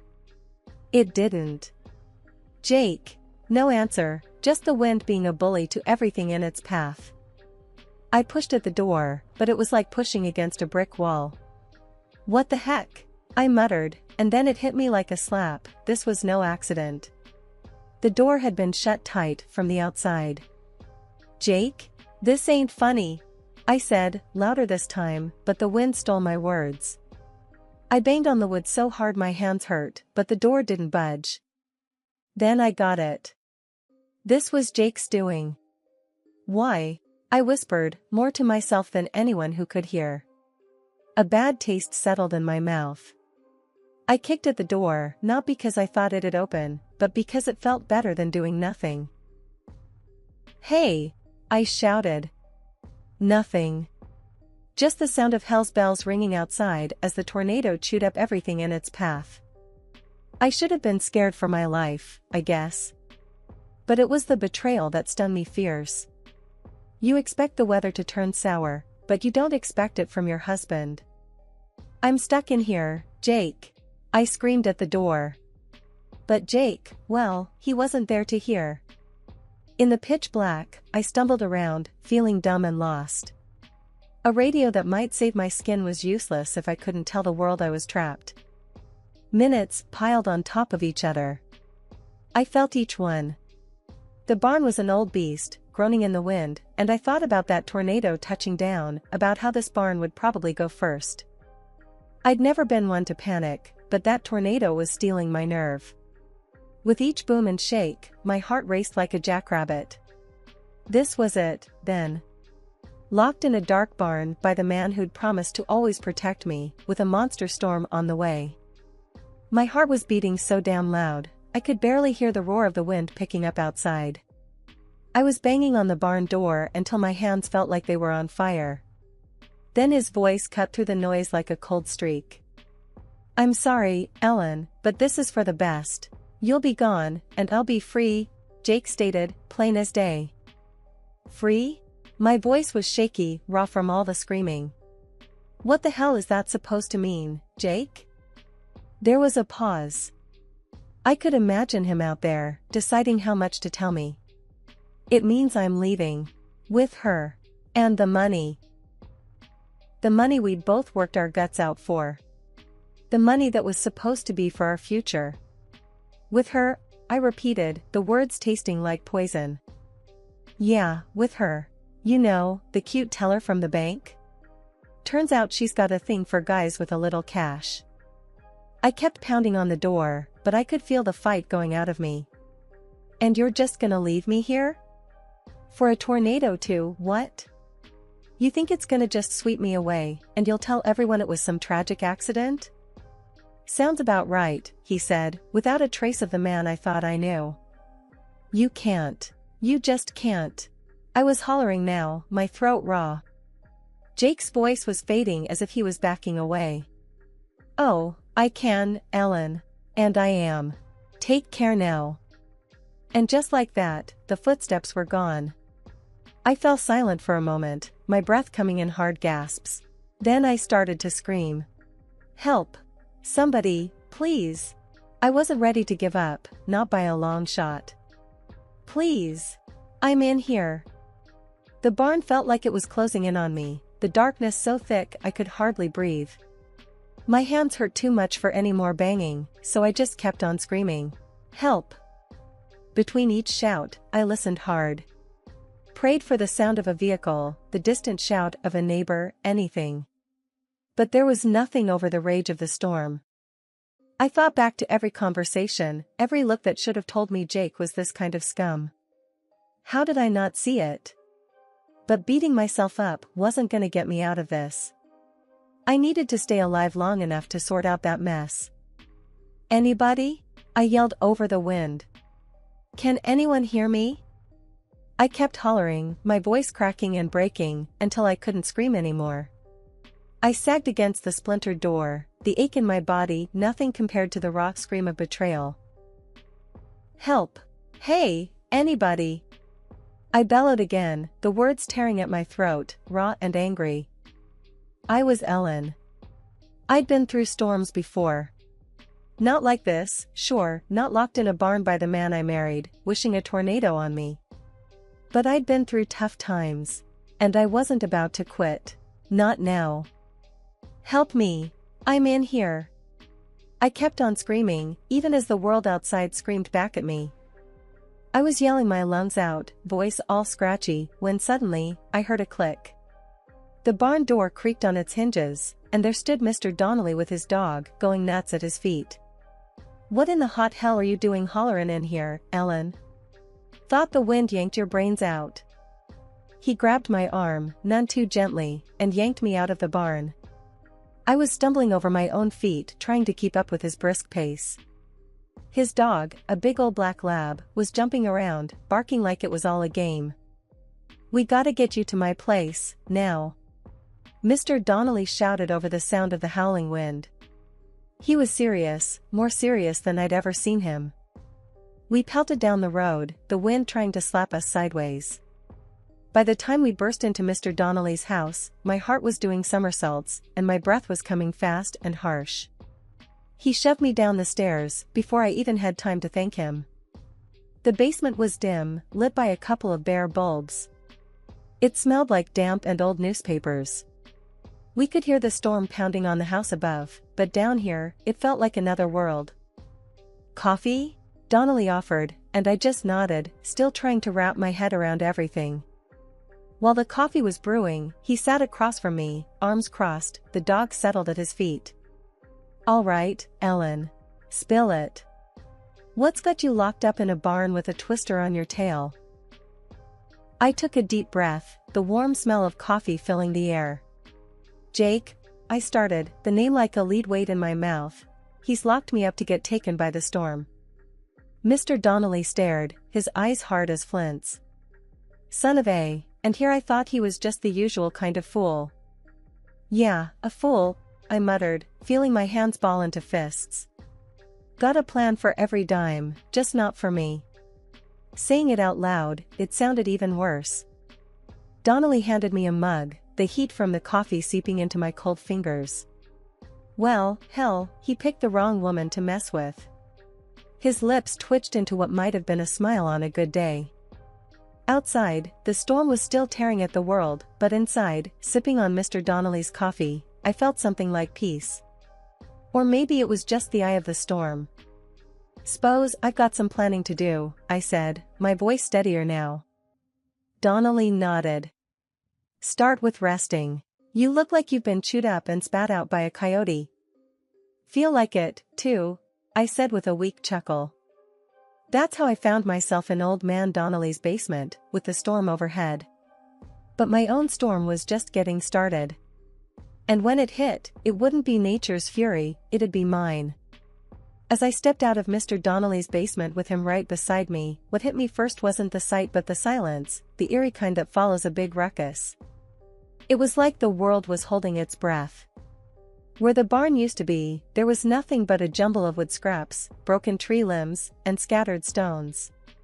Looked like someone had thrown a tantrum and tore the place apart. Mom and Dad were right there, next to that mess. They were crying hard, so caught up in their grief, they didn't notice us at first. They must have thought I was gone, buried under that pile. I could see Dad's shoulders shaking, and Mom, she was just crumpled. Then there was Jake, my so-called better half, standing off to the side. The look on his face when he saw me, it was like he'd seen a ghost. He went so pale I thought he might keel over right then and there. "Mom! Dad!" I yelled, needing to pull them out of it. They spun around like they couldn't believe their eyes. Mom was on me in a flash, her arms so tight around me I could hardly breathe. "We thought," she tried to say, but couldn't finish. "You thought wrong," I told her, pulling back to look at Jake. "With everyone watching," I said it straight. "This one," I tipped my head towards Jake, "locked me up in that barn. Figured I'd be history after the storm hit." The words hit like punches. Dad's face went from heartbreak to anger so fast I swear I could see the change. "What?" he said, real low and dangerous, turning to Jake. Jake tried to find the right lie, I could see it. "Now, listen." "Not a word," Dad cut him like a knife. "No room for talking now. Your lies are worth less than spit." Mom was looking at me, then at Jake, putting it together. "You did this?" The hurt was raw in her voice. "And I would have died in there if it wasn't for Mr. Donnelly," I said, thumbing towards him. Mr. Donnelly just gave a nod, like it wasn't a big deal, but we all knew different. Jake backed up a step, maybe thinking he could fade away. "Ellen, You what?" My turn to cut him off. "Hope I'd be scrapwood like the barn?" Neighbors started crowding around, picking up on the drama and the disaster, making a circle around us. I could hear them muttering, shooting looks at Jake that could scald. Someone said, "Is that true, Jake?" And all he could do was stand there, mouth working with nothing coming out. Dad stepped forward, and for a sec I thought he might just deck him. "You get gone." He pointed towards the road. Don't want to see your face round here again. Jake took the hint and started walking, not saying another word, leaving a quiet that shouted in his wake. The neighbors, they were all buzzing and clucking, saying how they'd help us pick up the pieces, literally, and all that. It was good people doing good people things.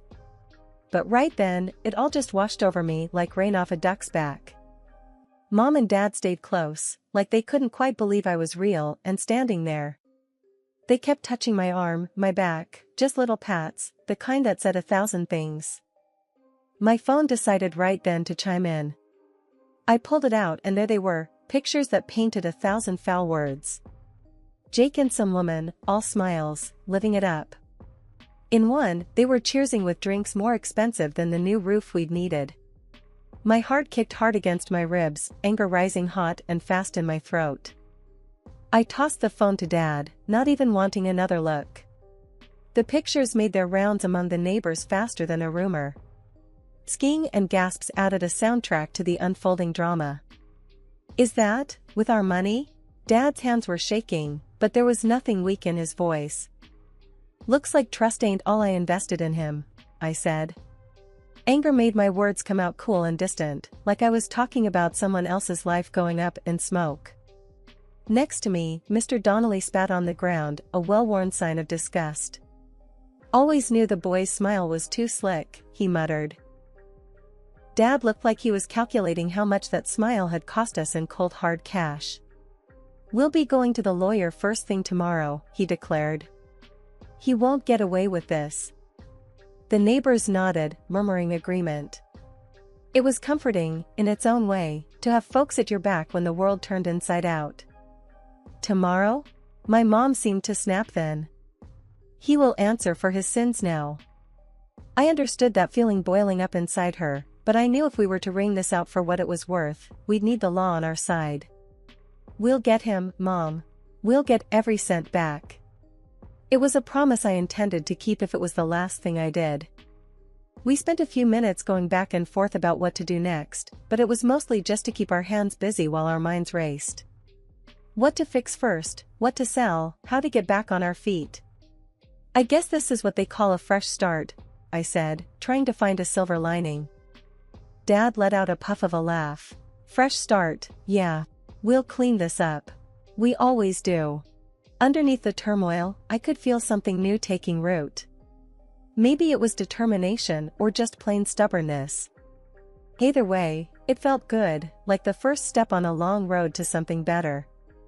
As the twilight shadows stretched over us, the flicker of flashlights and murmurs of our neighbors helping to clean up became the evening's choir. It wasn't much, but it was a start. I looked around at the people gathered, ready to help us rebuild, and felt a surge of gratitude. This was bad, but with folks like these, we'd manage. The clang of the courthouse door echoed in my ears as I stepped into the hallway, the sound of finality. My shoulders, which seemed to have been near my ears for months, finally relaxed. Outside, the sun was fighting through the gray clouds, and it felt right, like the universe was agreeing with the judge. I could get used to this, I mumbled, half to myself, half to the world. Mom, who hadn't let go of my hand since we walked in, gave it a squeeze. To justice? Me too, Ellen. Dad was a few steps ahead, talking to Mr. Donnelly. They were patting each other's backs, almost too rough, but that was just how they showed relief, I suppose. The police had done their job, taken Mr. Donnelly's statement, all the shady emails, and the photos off my phone as evidence. They moved faster than I thought they would, or could. Even Jake couldn't squirm his way out of this one. "Ya hear what that lawyer said just now?" Dad was almost grinning as he caught up to us. Even his fancy suit couldn't help Jake snake his way out. Mom snorted. "Yeah, and did you see Jake's face when the judge handed down the sentence? Like he swallowed a bug. Good riddance." We stopped outside, the cold air feeling sharp, but I welcomed it. It was bracing, full of a new beginning. "I just want to thank you guys." I looked at Mr. Donnelly, for believing in me. He waved me off. "No thanks needed. Justice had its day, finally." Dad nodded. "We're a family. A unit. Ain't nothing that's gonna break that, you hear?" I hear you, Dad. Loud and clear, I replied. As we walked towards the car, there was this tight feeling in my chest. Not from sadness or fear, but something else, relief, maybe. It was hard to put a name on it. Divorce papers are in, I said, more to the world than anyone in particular. And the business is clean of him. Now that, Dad said as he keyed the engine alive, is music to my ears. And we can finally get that new roof, huh? Mom's attempt at a joke made all of us laugh, a real, genuine laugh. The engine hummed softly as we began the drive home, the route familiar, yet it felt different somehow. At a red light, I looked out the window at folks just going about their day, oblivious to the small victory in our car. It wasn't a shout it from the rooftops kind of victory, but it was ours. As we turned onto the main street that led back to our home, the fields on either side lay fallow, but it wouldn't be long until they were green again, alive and full of potential. Life had a way of pushing through, of continuing against all odds. And so would I. With Jake out of the picture and justice served in the courtroom, it was like the world had given me permission to start over. I'd be lying if I said I wasn't scared, but there was excitement there too. And as we drove on, the sun broke fully through the clouds, bathing the car in a warm light, and I knew that somehow, everything was going to be all right. It was a regular Thursday evening when my world started to tilt on its axis, not that I knew it then. I'm Sarah, by the way, a 40-year-old woman who thought she had everything figured out, a loving husband, Mark, a beautiful daughter, Lily, and a stable job that helped keep our lives comfortably afloat. Mark and I, we've been together since our college days. Both of us were economics nerds, met in a class that I can barely remember the name of now, but what I do remember is how Mark made me feel. He was all charm, with a wit that could light up the dullest of lectures. Fast forward through graduation, a wedding, several job changes, and here we are, 15 years later, settled in a cozy house with our 10-year-old bundle of joy, and life was, well, normal. That Thursday, I was in the kitchen, trying to decide if I should attempt to salvage the burnt edges of the lasagna or just give up and order pizza, when Mark walked in. He looked like he'd just lost his best friend. Slumped shoulders, eyes downcast, and that line between his brows that only showed up when he was really stressed. "Hey, you okay?" I asked, putting down the spatula and wiping my hands on the towel. Mark just shrugged, not meeting my eyes. "It's nothing. Just a rough day at work." I knew Mark. Rough days at work had him ranting about his boss or the latest office politics. This was different. "Come on, spill. I can tell it's more than just work. What's up?" He hesitated, then finally looked up at me. It's my dad." I frowned. "Your dad?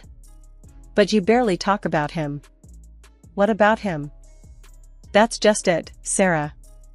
He's sick. Really sick. Needs a lot of money for treatment." The news hit me like a brick. In all our years together, Mark rarely mentioned his biological father. He was raised by his stepdad, a fact I knew, but his real dad? It was almost like he didn't exist. Until now. Sick? But how? What kind of sick? I was full of questions, my mind racing with concern and confusion. Mark slumped into a chair, looking defeated. "It's bad, Sarah. Some rare condition. Treatment's gonna cost an arm and a leg." I took a deep breath, trying to process the information. Okay. We'll figure it out. We have some savings, right? We can start there. Mark looked up, a glimmer of hope in his eyes that quickly faded. "It's not enough. It's gonna drain everything we have and then some." I paced the kitchen, my mind whirring. This was big.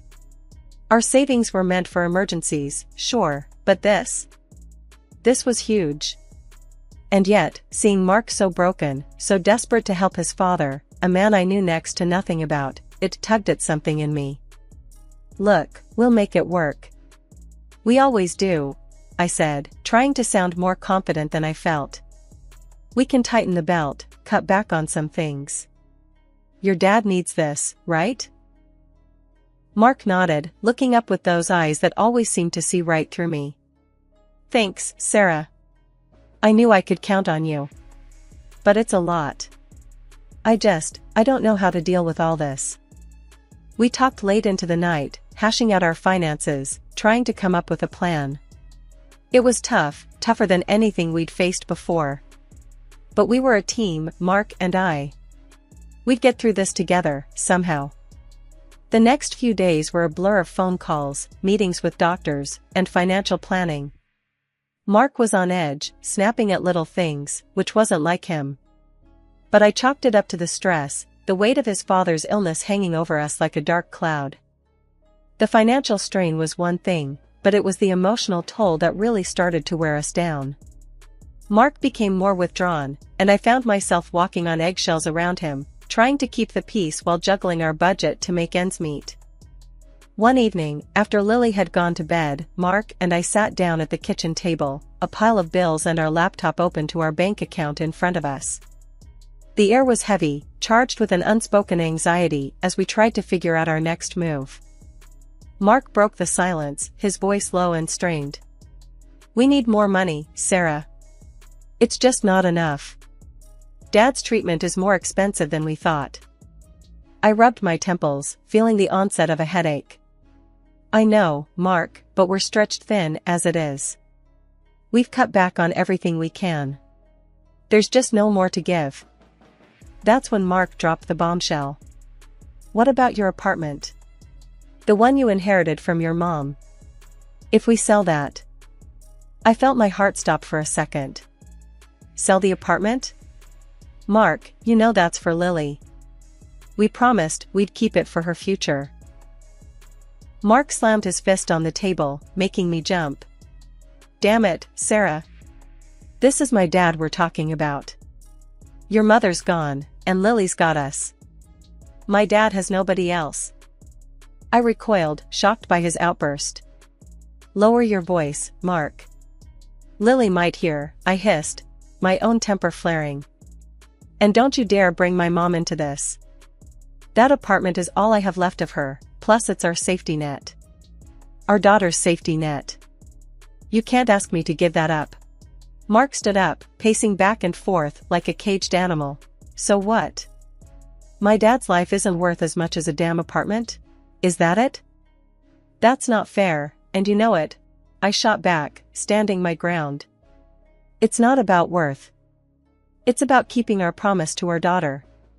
It's about not sacrificing our future for... For what, Sarah? For my dad? Just say it.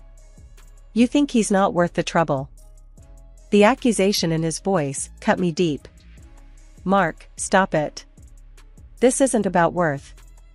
It's about being rational. There has to be another way. We can't just upend our lives, Lily's future, on a whim. A whim? Mark laughed bitterly. You think my dad's dying is a whim? No, of course not. I mean, we should think about all our options. Not make rash decisions. Mark shook his head, his expression one of utter defeat. You just don't get it, do you? It's like you don't even care. I do care, Mark. I care about all of us. But selling the apartment isn't the solution. It's not just about the money. It's about what we're teaching our daughter, about family, about making hard choices. For a moment, there was silence, both of us breathing heavily, the weight of our argument hanging in the air. Finally, Mark spoke, his voice cold and distant. I need some air. And with that, he grabbed his coat and walked out, leaving me standing alone in the kitchen, surrounded by unpaid bills and a marriage that felt like it was starting to crumble. The rest of the night was a blur. I couldn't sleep, tossing and turning, replaying our argument over and over in my head. Was I being unreasonable? Was I putting material things over family? But then, wasn't Lily our family too? Wasn't her future just as important? After what felt like ages, Mark and I finally found a way to patch things up. It was one of those late-night talks where you lay everything out on the table, the good, the bad, and the ugly. We were both drained, emotionally spent, but determined to get past this hurdle. I wanted to believe we could find our way back to each other, to the love that had once been so strong. In a bid to bridge the gap between us, I suggested, "Why don't we go see your dad together? It might be good for you, for us." Mark's reaction was odd, to say the least. He fidgeted, avoided my gaze, and mumbled, "It's not possible right now." "How come?" I pressed, my brow furrowing in confusion. His vague response didn't sit right with me, but before I could dig deeper, life decided to throw another curveball my way. Just a few days later, as I was making my way back from work, lost in thought about everything that had been happening, a car came out of nowhere. The impact was sudden, shocking, leaving me dazed and in pain on the cold pavement. The next thing I knew, I was in the hospital, diagnosed with a concussion. The doctors said I needed long-term treatment, which meant more time off work, more bills, and more stress. But worse than the physical pain was the realization that Mark didn't come to visit. Not once. It was Lily who kept me company, her small, worried face a constant reminder of the strength and innocence we're supposed to protect. "Mama, why hasn't Daddy come to see you?" she asked one evening, her voice small in the too quiet room. I didn't know how to explain to her that I had no answer. "Daddy's busy, sweetheart. But it's okay, we have each other, and Grandma's been a big help, hasn't she?" She nodded, though I could tell she was far from convinced. "I just wish Daddy was here too." "Me too, baby, me too," I whispered, hugging her close, trying not to show my own disappointment and hurt. Lying in that hospital bed, night after night, gave me too much time to think. About Mark, about us, about the future. Something had to change. We couldn't go on like this, with secrets and silence driving a wedge between us. It wasn't just about me anymore, it was about Lily and the kind of life I wanted for her. Walking back into our home, the emptiness hit me like a cold wave. The living room, once filled with laughter and warmth, was now bare, stripped of our TV, the stereo, and even the little jewelry box that had been my grandmother's. My heart raced, a mix of fear and disbelief coursing through me. Lily clung to my side, her confusion mirroring my own. "Mom, what happened? Where's all our stuff?" Her voice was small, scared. I was struggling to make sense of it all, to find the words to explain something I couldn't understand myself. I don't know, Lily. This doesn't make any sense." Panic set in. My first thought was to call the police, report a burglary. But before I could act on that impulse, I needed to hear it from Mark, to understand if he knew what had happened. With shaking hands, I dialed his number, half hoping he wouldn't pick up, half desperate to hear his voice. "Mark? Our house, everything's gone. Did you know about this? What's going on?" There was a pause, a silence that seemed to stretch on forever before he finally spoke, his voice laced with a desperation I'd never heard before. "Sarah, please, don't call the police. I can explain. I'll be home soon. Just wait for me." The line went dead, leaving me with more questions than answers. Lily looked up at me, her eyes searching for reassurance I didn't feel. "Is Dad coming home?" "Yeah, baby, he is. He said he'd explain everything." But could I believe him? The man who hadn't been there when I needed him the most, who now claimed responsibility for the disappearance of our belongings. When Mark finally walked through the door that evening, he looked defeated, a shell of the man I once knew. I braced myself, ready to confront him, to demand the truth. He didn't wait for me to start. "I took them, Sarah. I sold everything. It was the only way I could think of to pay for my dad's treatment." His words hit me like a physical blow. "You what? How could you do this without talking to me first? Do you have any idea how scared we were?" I know, and I'm so sorry. It was wrong, but I didn't know what else to do." His condition got worse, and I just panicked. "And you couldn't even be there for me, in the hospital? Was that because of your dad too?" He looked away, the guilt evident in his posture. Yes. I was with him. He needed me, and I thought I could handle everything. I was wrong. The room was heavy with his confession, with the weight of his choices. Part of me wanted to scream, to lash out at him for the betrayal, for the lies. But another part, a quieter, more calculating side, held back. I nodded, pretending to accept his apology, his explanation. Okay, Mark. We'll figure this out. But as he relaxed, relieved at my apparent understanding, I knew this was far from over. Accepting his apology out loud was one thing, truly forgiving him, moving past this, was another. And deep down, I knew things couldn't go back to the way they were. Not now. I didn't call the police, not because I believed his story, but because I needed time. Time to think, to plan my next move. Mark thought he had smoothed things over, but this was a betrayal that couldn't be brushed under the rug with a simple apology. As I put Lily to bed that night, reassuring her that everything would be okay, I made a silent promise to myself. I would get to the bottom of this, uncover the full truth of Mark's actions, and protect our daughter from the fallout. After Mark's confession and his bizarre behavior, things just didn't add up for me. I decided it was time to get some outside help, so I reached out to a friend of mine, Carla, who had made a career out of uncovering truths people worked hard to bury. She was a private investigator, and if anyone could get to the bottom of this mess, it was her. Carla, it's me, I said, my voice a mix of desperation and determination. I need your help. Mark's been acting strange, and I think there's more going on than he's letting on. Carla, ever the professional, didn't miss a beat. Tell me everything, she said, and I did. I spilled the beans about the missing valuables, Mark's vague explanation about his dad's health, and how none of it sat right with me. All right, I'm on it, she assured me after I'd finished. But you gotta be patient. These things take time. Patient. That word echoed in my mind as I hung up. Patience had never been my strong suit, but I knew Carla was right. I needed to wait for her to do her thing. However, waiting wasn't in the cards for me. A nagging thought kept tugging at the back of my mind, leading me to make a call I never thought I'd have to. I dialed Mark's mom and stepdad, trying to sound casual as I asked about the health of Mark's biological father. The silence on the other end of the line was telling. When they finally spoke, their confusion was palpable.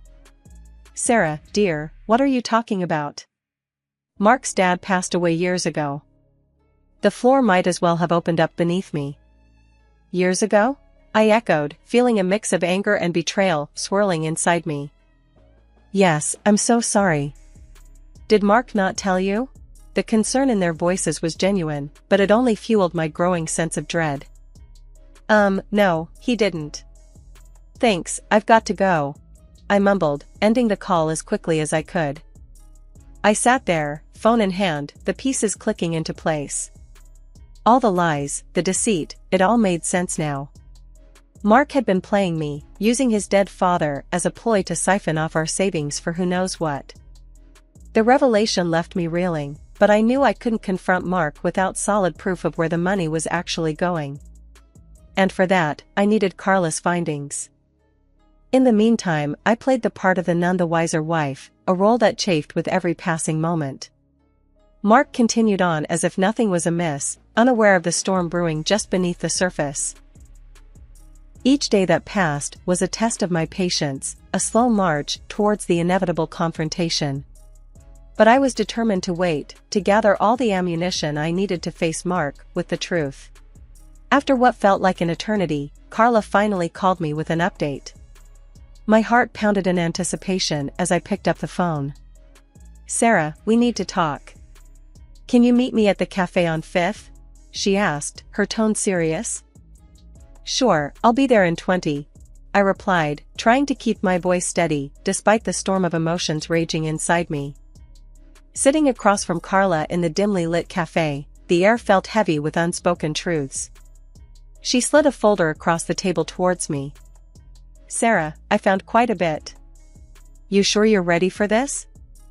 Taking a deep breath, I nodded. I need to know, Carla. No matter how bad it is. She proceeded to lay it all out, the surveillance photos of Mark and a woman I didn't recognize, receipts for fancy dinners, hotel stays, and, most damning of all, a lease agreement for an apartment I knew nothing about. The evidence was irrefutable. Mark had been leading a double life. Who is she? I asked, my voice barely a whisper as I stared at the photos of them together, laughing, touching, sharing moments that were supposed to be reserved for us. Carla sighed. I don't have all the details on her, but it's clear they've been seeing each other for a while. And Sarah, there's more. I think they have a child together. A child. The word echoed in my head, a cruel twist in the already painful revelation. A child, I repeated, numb. I'm so sorry, Sarah. I can only imagine how you must feel, Carla said, her voice full of sympathy. Anger, betrayal, sadness, it was all too much. How could he do this to us? To me, to Lily? Carla reached across the table, offering a comforting hand. I wish I had the answers, Sarah. But know this, you're not alone. You've got people who love you, who'll stand by you through this. The drive home was a blur. I was a tempest of emotions, each one vying for dominance. Betrayal stung the most, the realization that the man I had loved and trusted had deceived me in the most unimaginable way. I waited for him at home, the folder of evidence on the kitchen table, a silent witness to the unraveling of our life together. The moment he walked in, I could see the apprehension in his eyes, a clear sign he knew the reckoning had come. Sit down, Mark. We need to talk, I said, my voice steady, belying the turmoil inside.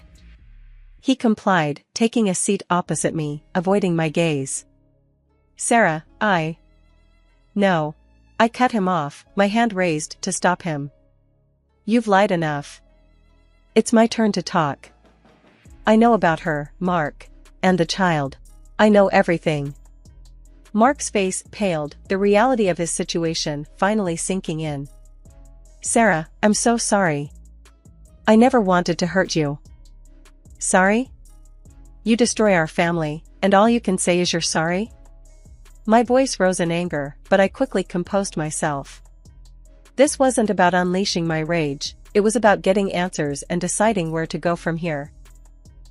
He tried to explain, to weave a story of confusion and mistakes, but I wasn't having any of it. Stop, Mark. Just stop. The lies end now. I want to know why. Why did you do it? Why throw away everything we had? Mark's usual confidence was gone, replaced by a man cornered by his own deceit. I don't know, Sarah. I got lost, caught up in something I didn't understand. I thought I could keep it separate, that it wouldn't affect us. I was wrong. Caught up? You made choices, Mark. Choices that betrayed your family. Did you even think about Lily in all of this? What this would do to her? He had no answer, just a shake of his head, a man defeated by his own actions. The conversation went on, circles of apologies and excuses, but it was clear, too much had been broken. Trust, once shattered, couldn't simply be glued back together. I want a divorce, Mark. There's no coming back from this, I said, the words heavy but necessary. Mark didn't fight it, perhaps realizing the depth of his betrayal left no other path. I'll do whatever you think is best. I hope you can find it in you to forgive me, someday.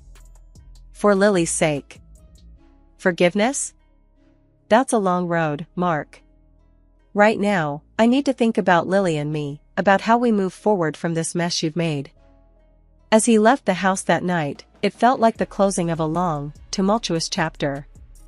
The confrontation had been painful, yes, but it was also the first step towards a new beginning, a chance to rebuild and find happiness again, free from the shadows of deception.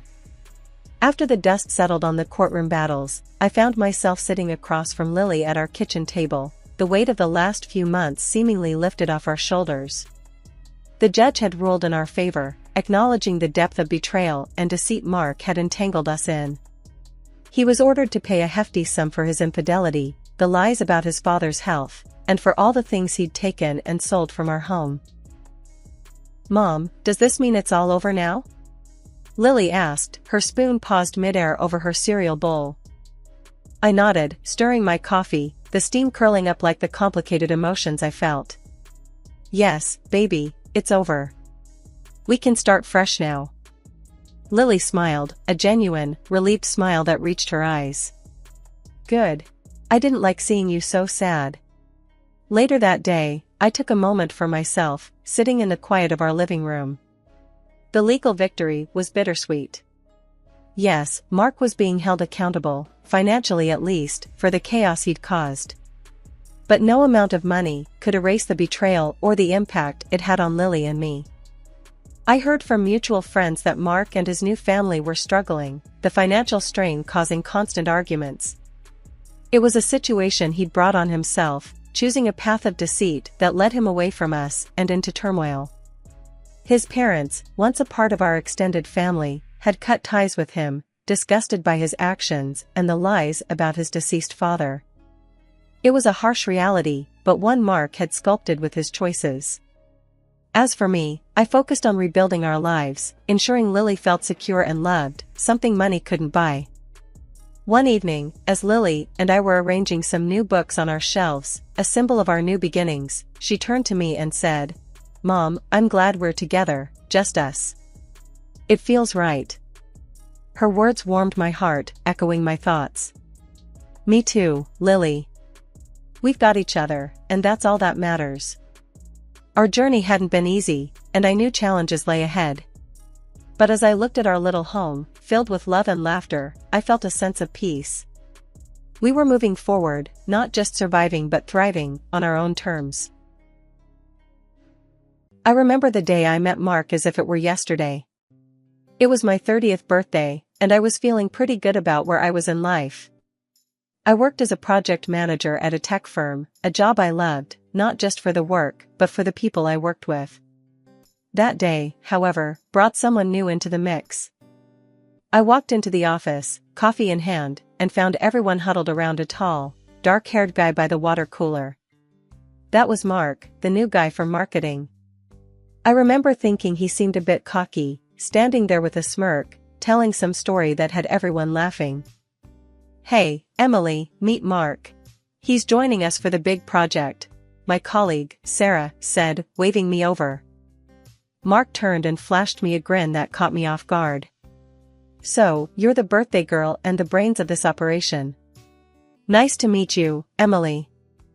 I rolled my eyes, not quite sure what to make of him. Brains, yes. Birthday girl, unfortunately, yes. Let's hope you're more than just the charming guy by the water cooler. He laughed, and I couldn't help but smile. "Challenge accepted," he said.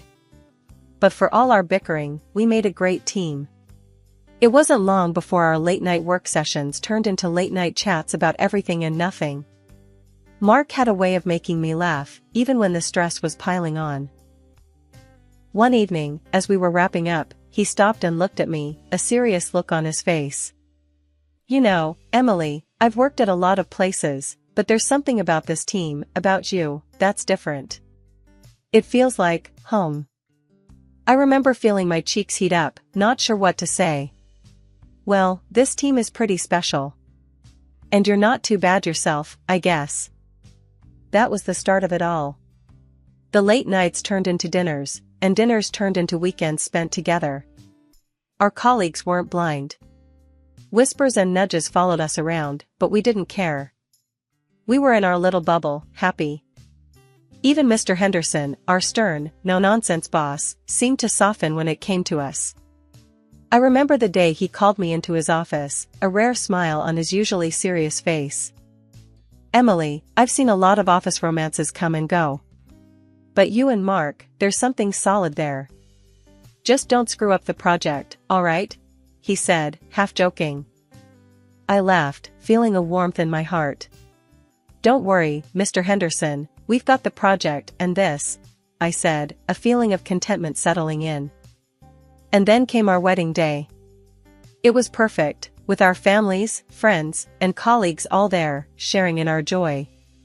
Mr. Henderson's speech brought tears to my eyes, not just for his kind words, but for the look of pride on his face.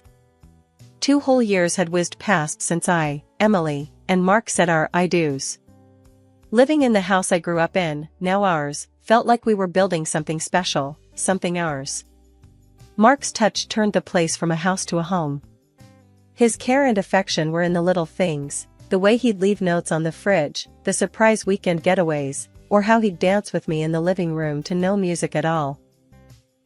Mark's recent promotion at work was a big deal. He came home that day, his grin wide, holding a bottle of the fancy wine we'd been saving.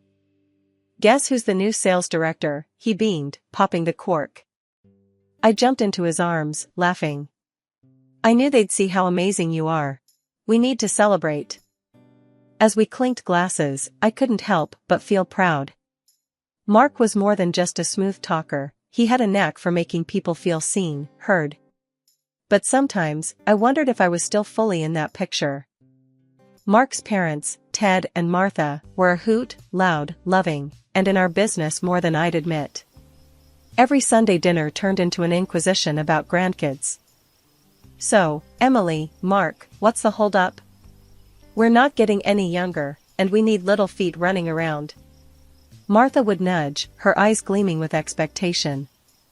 Mark would just chuckle, throwing a glance my way. "Mom, Dad, we're just savoring the newlywed life. Aren't we, Em?" I'd force a smile, my mind racing back to the little hesitations, the slight stutters when we brushed on the topic alone.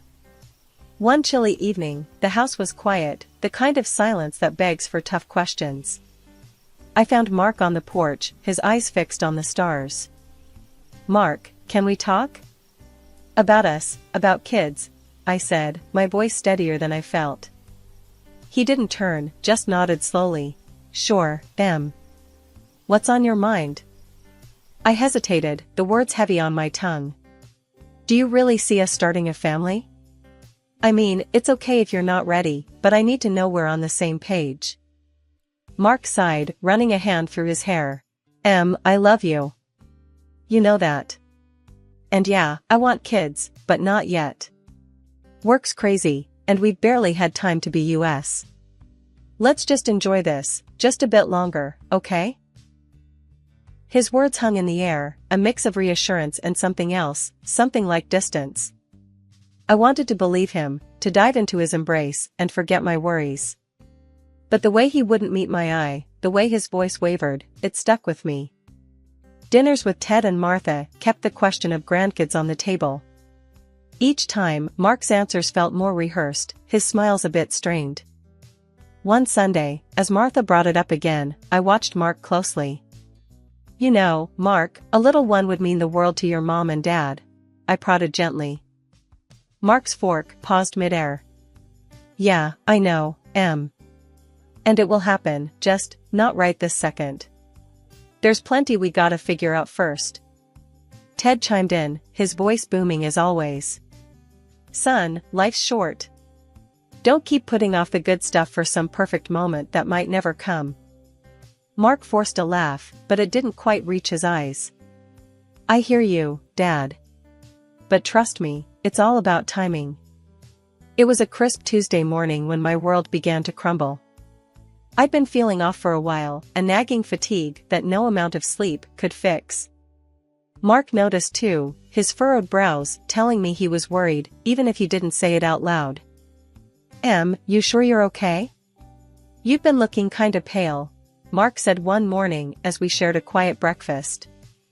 I tried to brush it off with a weak smile. "Just a bit run down, I guess. Nothing a good day's rest won't fix." But the rest didn't help, and deep down, I knew something wasn't right.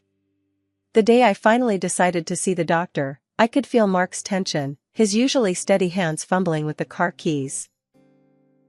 The clinic was cold and sterile, a stark contrast to the warmth of our home. Sitting there, waiting for test results, every second felt like an eternity. When the doctor finally called us in, his face was somber, his words a heavy blow. "Emily, the tests have come back, and I'm afraid it's leukemia." The room spun. "Leukemia? How could that be?" I looked at Mark, expecting him to be my rock, but instead, I saw him stagger, his face the color of the whitewashed walls. "Doc, there's gotta be some mistake. Em's strong, she's healthy. This can't be right," Mark stammered, his voice barely a whisper.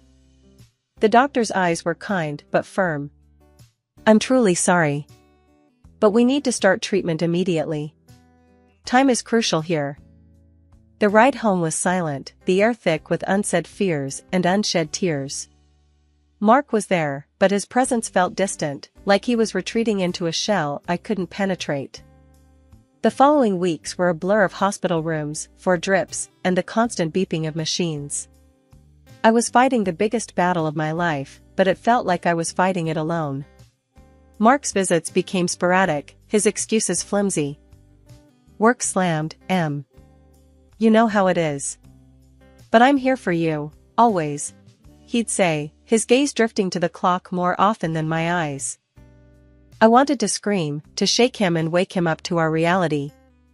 But the fight was draining me, leaving me too tired for anger, too weak for confrontation. One evening, as I lay in the hospital bed, my body weary, my heart heavy, I caught a glimpse of the Mark I used to know. He sat by my side, holding my hand like he used to, but even his touch felt different. "Em, talk to me. What's going on in that head of yours?" he asked, his voice low. I looked into his eyes, searching for the man I married. "I need you, Mark.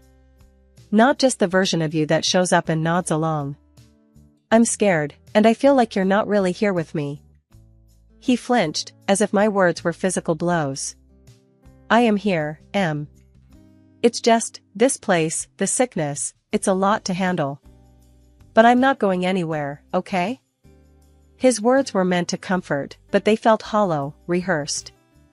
The distance between us was growing, the connection we once had fraying at the edges.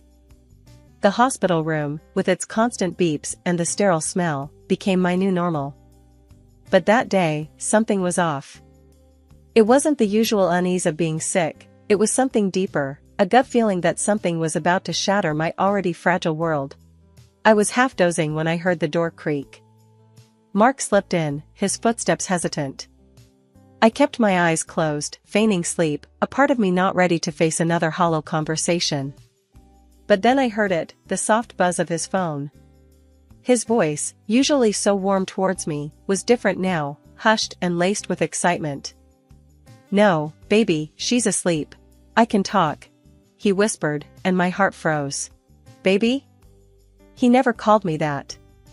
My breath hitched, and every fiber of my being screamed to confront him, but I forced myself to stay still, to listen. "Yeah, it's tough, but what can I do?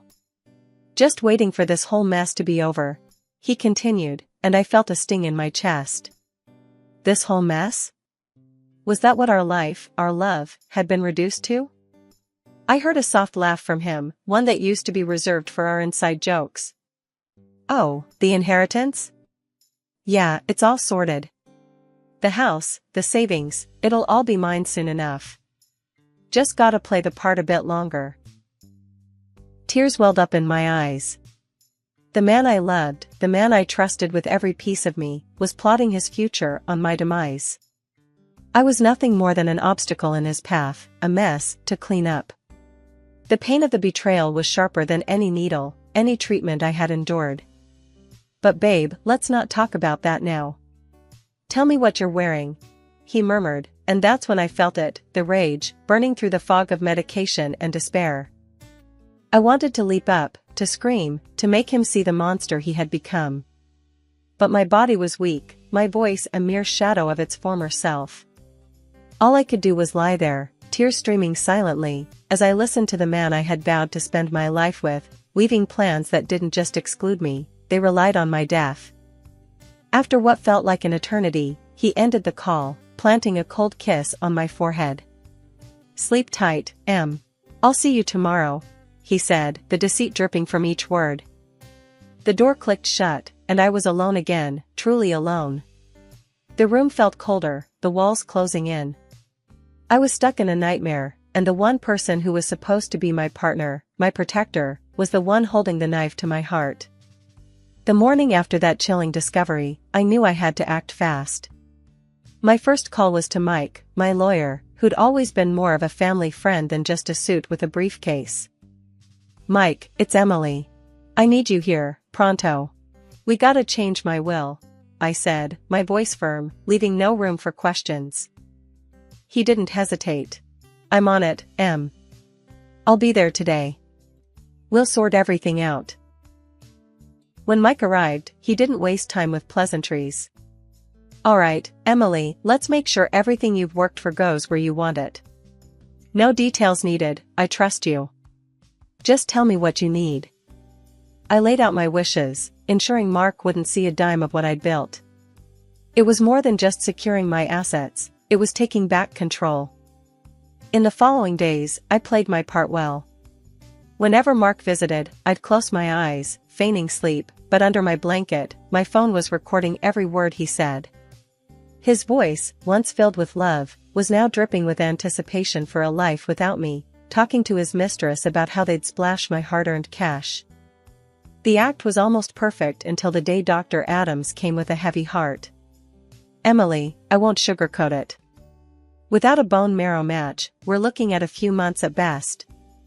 I braced myself for Mark's reaction, but what I saw was a tiny, fleeting smirk that he masked quickly with a shocked expression. That's terrible, document. "Are you sure there's no other option?"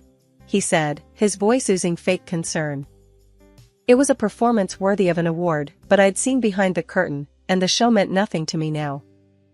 Just a couple of days later, Mark's true colors shone through even more. "Babe, work's calling. Big project, out of state. I gotta leave for a month," he said, not a hint of hesitation in his voice. I looked at him, my heart hard as stone. "Sure, Mark. Business is business, right? Have a good trip," I replied, my voice steady, giving nothing away. He left with a quick peck on the cheek, a gesture so empty it might as well have been a handshake. But as the door shut behind him, I felt a surge of strength. He was playing his game, but I was making moves too.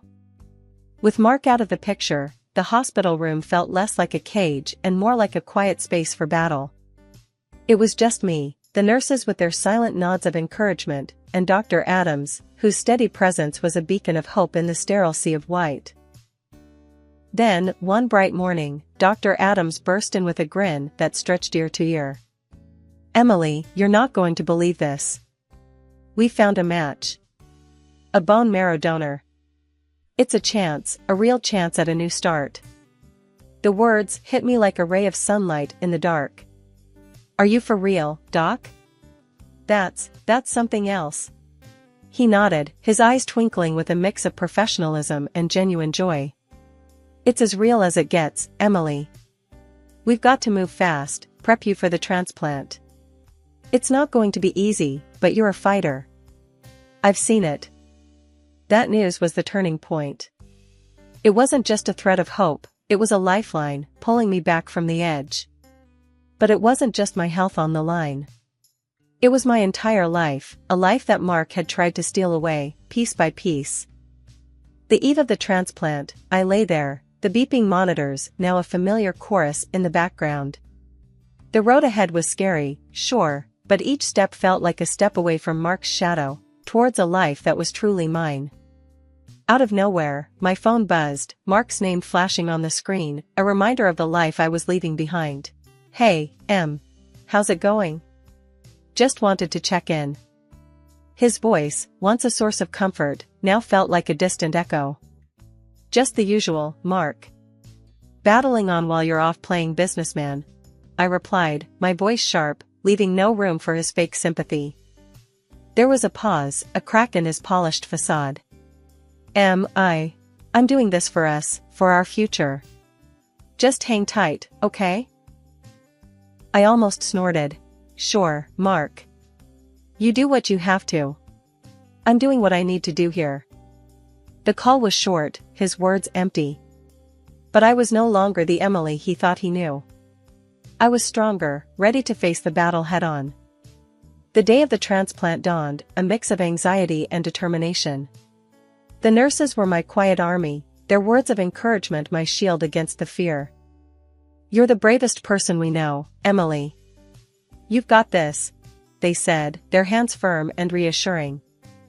I nodded, feeling a newfound resolve. "Thanks. I'm not just fighting for my life anymore. I'm fighting for the life I deserve."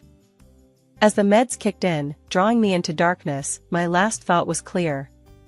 I was turning the page, stepping into a future where I was not just a survivor, but a conqueror.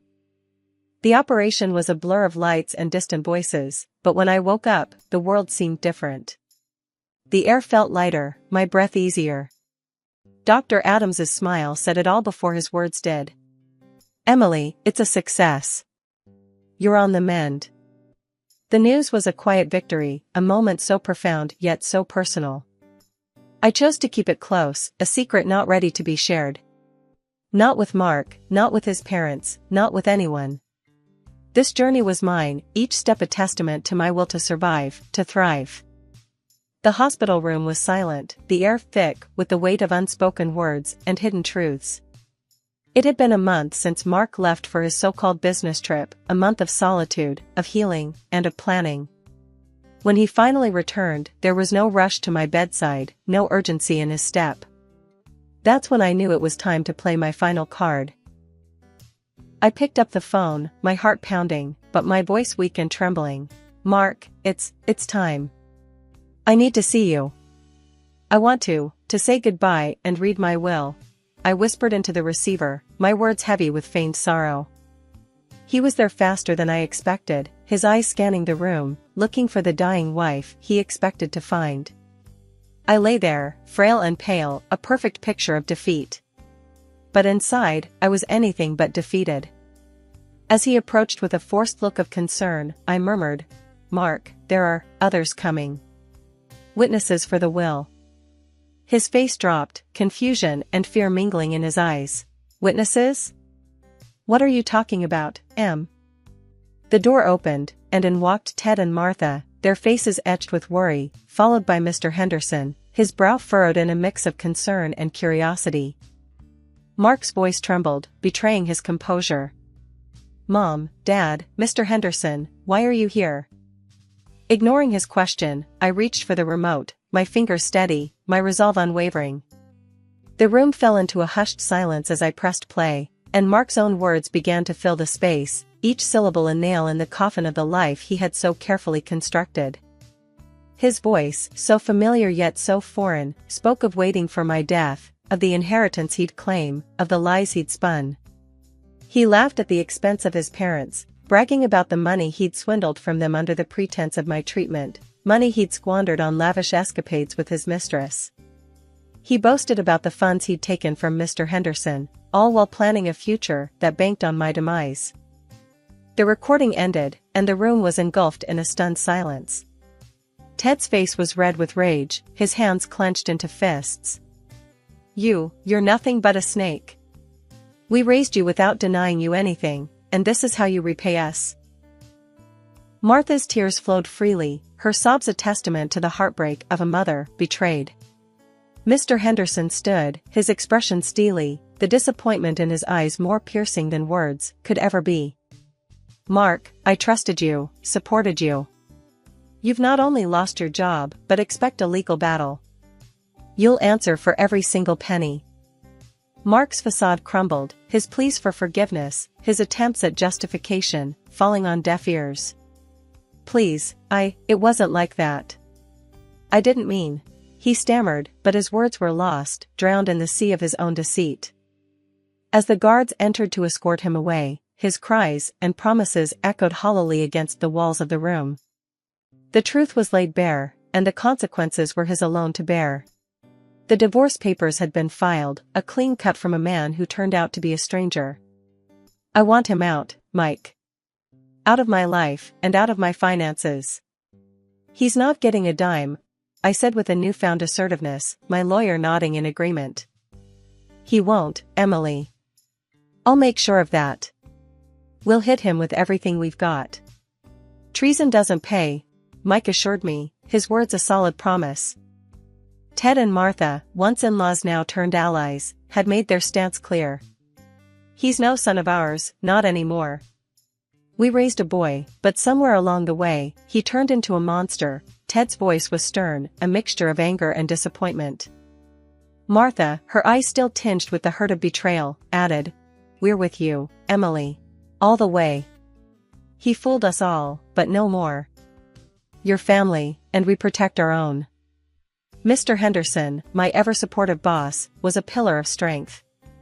"Emily, the moment you're ready, your job's waiting. And as for Mark, consider him gone.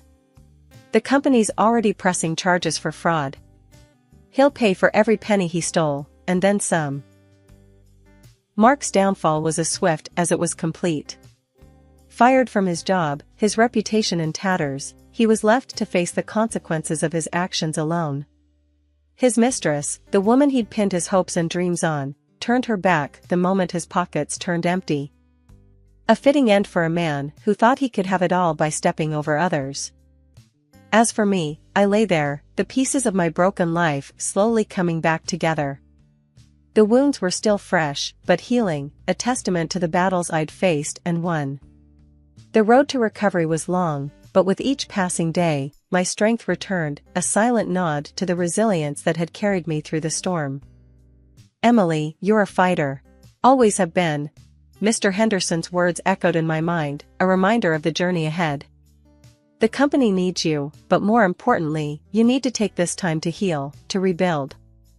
We'll be here, whenever you're ready." I smiled, the gesture no longer foreign, but a sign of the peace I'd found. "I'll be back, Mr. Henderson. When I do, it'll be a fresh start, a new chapter." The room was quiet as I closed my eyes, the soft hum of the hospital a reminder of where I'd been and where I was heading. The journey had been harrowing, a test of will and strength. But as I lay there, a survivor of deceit and betrayal, I knew this was not the end of my story, but the start of something new. A chapter of healing, of justice, and of unwavering determination. The final act was over, but my story, my journey, was just beginning. Life's funny, you know? You start off with a heart full of dreams and a head full of plans, thinking you've got it all figured out. That was me, Jane, and my husband, Alex, when we first tied the knot. We were like two peas in a pod, living in this cozy house I got from my granny, with our little bundle of joy, Lily, lighting up our world. Back then, Alex had just opened up his bakery. It was small, but it was his pride and joy. I was climbing the ladder at the company, crunching numbers as an economist. We were a team, dreaming big dreams about big houses and college funds for Lily, and maybe a sibling or two down the line. But as the months rolled by, something shifted. The bakery remained small, barely scraping by. I tried talking to Alex about maybe expanding or trying something new to boost business. "Alex, babe, have you thought about maybe offering catering services? Or what about those pastry classes you always wanted to run?" I'd suggest, trying to keep the conversation light and positive. He'd just wave me off, his forehead creasing in annoyance. "Jane, I know what I'm doing, okay? We're fine as we are." But we weren't fine. Not really. I started taking on more hours at work, trying to make up for the shortfall. It was around then that things with Alex's mom got tense too. She'd call, out of the blue, laying into me about how I wasn't supporting Alex enough. "Listen here, Jane," she'd hiss over the phone. "My son doesn't need your charity. He's doing just fine without your meddling." I was taken aback, to say the least. "Mrs. Thompson, I'm just trying to help. We're family, aren't we? And besides, I'm not exactly sitting on a pile of cash here. I'm working hard for everything we have." She snorted. "Working hard? Please. All you care about is money. My son deserves better." Lately, things have been going south for Alex's bakery, like a ship hitting one iceberg after another. First, he had to let go of half the staff, which was tough. Those were people we knew, people who relied on that paycheck. Then, he had to cut down on production, saying there wasn't enough demand to keep things running like before. It broke my heart to see him so defeated, but I wasn't about to sit back and watch our dreams crumble to dust. One evening, I sat down with him, trying to keep the conversation as light as possible. "Alex, love, have you thought about maybe bringing someone in? A consultant or something, to look at what's going wrong and help us fix it?" He barely looked up from his plate, his fork playing with his food more than anything. "Jane, we've been over this. I don't need some outsider telling me how to run my bakery. But it could help, don't you think?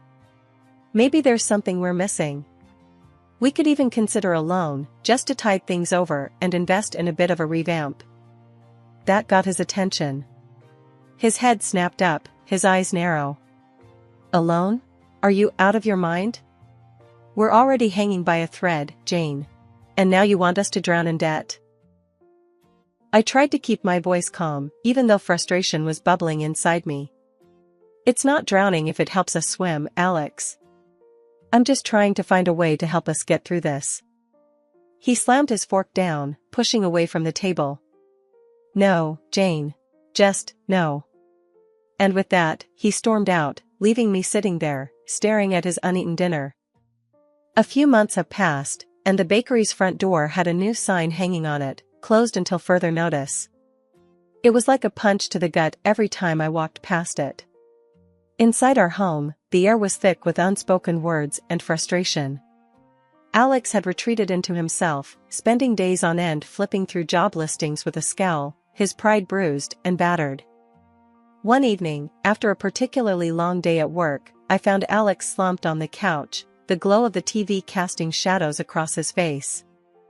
"Alex, we need to talk about you finding a job," I started, trying to keep my voice steady and calm. He didn't even look up. "I'm looking, Jane." "Looking or scrolling through social media?" I couldn't help but let a bit of sarcasm slip. "We need income, not just, whatever this is." Finally, he looked at me, his face set in a stubborn line. "I told you, I'm not settling for some entry-level crap. I have a degree, Jane. I was a businessman. I'm not going to be someone's lackey." "Your business failed, Alex," I reminded him, a little more harshly than I intended. "We can't afford your pride right now. We need practical solutions. Real income." That set him off. "So, what? You think I'm just a failure, is that it? You don't think I can make it back to the top?" "It's not about what I think," I tried to reason. "It's about reality. We have bills, a daughter to think about." He didn't let me finish. "Forget it, Jane. You wouldn't understand. You're just like everyone else, trying to keep me down." The argument spiraled from there, harsh words thrown back and forth until he stormed out, slamming the door behind him. Not long after that mess, his mother called. As soon as I heard her voice, I braced myself. "Jane, you need to do something about getting Alex a job at your place." "A good one," she demanded, as if it were the simplest thing in the world. I almost laughed. "Mrs. Thompson, it doesn't work like that. I started at the bottom and worked my way up. They don't just hand out high positions based on a request, especially not to someone with no experience in the field." She huffed. "You need to support your husband more, Jane. He's got potential, you're just holding him back." The conversation went in circles, her accusing me of not doing enough, of not caring enough, while I tried to explain the reality of our situation. It ended with her hanging up on me, leaving me feeling even more isolated and frustrated. And so, days turned into weeks, with Alex barely lifting a finger around the house, consumed with his phone or the TV, leaving me to juggle work, household chores, and taking care of Lily. Every attempt to talk to him about responsibilities, about being a part of this family, was met with defensiveness or outright avoidance. "Can you at least pick up Lily from school today?" I asked one morning, hoping for a small win. "I'm busy, Jane," was his dismissive reply, not even specifying what he was busy with. "Doing what, Alex? What's so important that you can't help with your daughter?" He just shrugged, that infuriating, indifferent shrug that made my blood boil. "Just stuff. You wouldn't get it." That's how it was now. Him, wrapped up in his world of whatever, me, trying to keep everything else from falling apart. Every conversation a battle, every day a little harder than the last. Things between Alex and me hadn't been great, but I never expected to find out he was taking cash right out of my purse. It started small, a 20 here, a 50 there. I thought I was being forgetful at first, until one day, the missing amounts were too big to ignore. I waited for Alex to come home, tapping my foot, my arms crossed. The minute he walked through the door, I was on him like a hawk. "Alex, we need to talk. Now." He looked tired, worn out, but the moment he saw my face, he knew something was up. "What's wrong, Jane?" "Where's the money, Alex?" I asked, my voice sharp. "The cash from my purse. It's been going missing, and I want to know why." For a moment, he tried to play dumb, his eyes shifting away from mine. "Money? What are you talking about, Jane? Don't play games with me, Alex. I'm not in the mood. I've been noticing for weeks. It's gone, and you're the only other person here." Finally, he sighed, running a hand through his hair. Okay. I took it. "But, Jane, you don't understand, I needed." "Needed it for what, Alex? Beer?" "Because that's all I see you doing these days. Sitting around, drinking, while I'm out working my ass off." He flinched at that, but anger quickly replaced the guilt in his eyes. "I don't have to explain myself to you, Jane. It's not like I'm asking for much. Just a little cash to get by." "Get by?" I was incredulous. "While I'm juggling bills, trying to keep us afloat?" "That money wasn't yours to take, Alex. That's stealing." His face turned red, and he took a step towards me, his voice raising. "Stealing? Really, Jane? From my own wife? That's what you're gonna call it?" "Yes, that's exactly what I'm calling it. Because that's what it is, Alex. You took something that wasn't yours without asking. What else would you call it?" We stood there, glaring at each other, the tension thick in the air.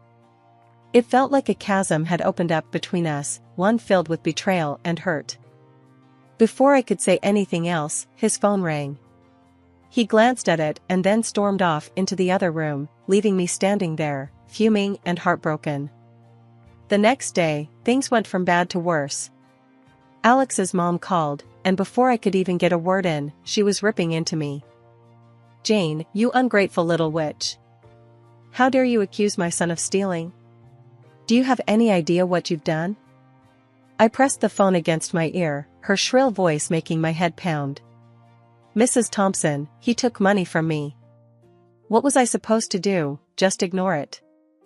"That's exactly what you should have done. He's your husband, for God's sake. You're supposed to support each other." "Support doesn't mean turning a blind eye to problems, Mrs. Thompson. It means facing them, together." "But how can we do that when he's lying and taking money behind my back?" She huffed. "You've always been too hard on him, Jane. Always expecting too much. It's no wonder he felt he had to hide things from you." I couldn't believe what I was hearing. It was like we were living in two different realities. Expecting too much? I'm working day and night to keep us going, and he... Enough, Jane. I won't hear another word against my son. You've made your bed, now lie in it. And with that, she hung up, leaving me staring at the phone in disbelief. This wasn't just about the money anymore. It was about trust, respect, and the realization that maybe, just maybe, I was in this fight all alone. Life had thrown its fair share of curveballs, but nothing hit harder than the day Lily fell sick. It wasn't just a sniffle or a cough, it was one of those moments that stops you dead in your tracks, forcing you to reassess everything. Lily's fever had spiked in the night, her little body racked with coughs that seemed to shake the very bed she lay in. I remember sitting beside her, a cool cloth in hand, trying to bring some relief. The next morning, with Lily still burning up, I knew we needed a doctor. Alex was sprawled on the couch, a can of beer already in hand. It was barely 9 a.m. Alex, Lily's sick. Really sick. I need to take her to the doctor, I said, my voice strained with worry. He glanced up, irritation flashing across his face. So take her. What do you want me to do about it? I clenched my fists, fighting the urge to scream. Maybe act like a father? I can't do everything alone, Alex. He didn't answer, just turned his attention back to his phone, effectively ending the conversation. At the doctor's office, the news wasn't good. Lily needed medicine, maybe even a specialist. The cost started to pile up in my head, a mountain of expenses we were ill-prepared to handle. I called Alex from the pharmacy, hoping for some semblance of support. The medicine's expensive, Alex. And she might need more tests. We need to figure this out. There was a pause before he spoke, his voice cold. Well, what do you want me to do about it, Jane? Money doesn't grow on trees. I was stunned into silence. Our daughter was sick, and all he could think about was money? She's your daughter, Alex. She needs us. Can't you see that? Of course, I see that. But freaking out about it isn't going to make money appear. You figure it out. You're good at that. Hanging up, I felt a mix of anger, frustration, and sheer determination. Lily needed me, and I wasn't about to let her down. The decision to not send money to Alex's mom that month was a tough one, but necessary. Lily's health came first, no matter what. But when Mrs. Thompson found out, the fury was unleashed. Where's my money, Jane? She demanded over the phone, her voice a sharp knife. I took a deep breath, bracing myself. Lily's sick. The money went to her medicine and doctor's visits. We had no choice. No choice? That's my money, Jane. You can't just decide not to send it. What am I supposed to do? I was incredulous. Your granddaughter is sick, Mrs. Thompson. Doesn't that matter to you? Lily's health is more important right now. She scoffed, a sound that made my skin crawl. You're just using that as an excuse. I need that money, Jane. You're being selfish. The conversation went downhill from there, ending with her calling me names and hanging up. I stood there, phone in hand, feeling a cocktail of emotion swirling inside me. Anger, disbelief, but above all, a fierce protectiveness over Lily. The day everything turned on its head started like any other, but ended in a way I never could have predicted. It was when I stood at the checkout line, groceries piled up, that I reached for my bank card and found nothing but emptiness. Panic knotted my stomach, not just at the embarrassment of not being able to pay, but at the realization of what it meant. Alex had taken my card. For a whole week, my calls to him went unanswered, a silence that spoke volumes. Then, out of the blue, he returned, but not alone. His mother was in tow, both of them wearing smug looks that didn't bode well. Before I could even demand answers, Alex dropped his bombshell. I won, Jane. $5 million. Can you believe it? The news knocked the wind out of me, not just the amount, but the sheer audacity of him claiming this victory after everything. What? How? With your card, he said, as if he had done something clever. Bought a lottery ticket. The room spun. He used my card without permission, and now, this. His next words cut deeper than the betrayal of theft. I'm leaving you, Jane. This is my chance to start over, without you dragging me down. Me and Mom, we're set. His mother, standing there with that grin, twisted the knife. Told you, Jane. You never believed in my son.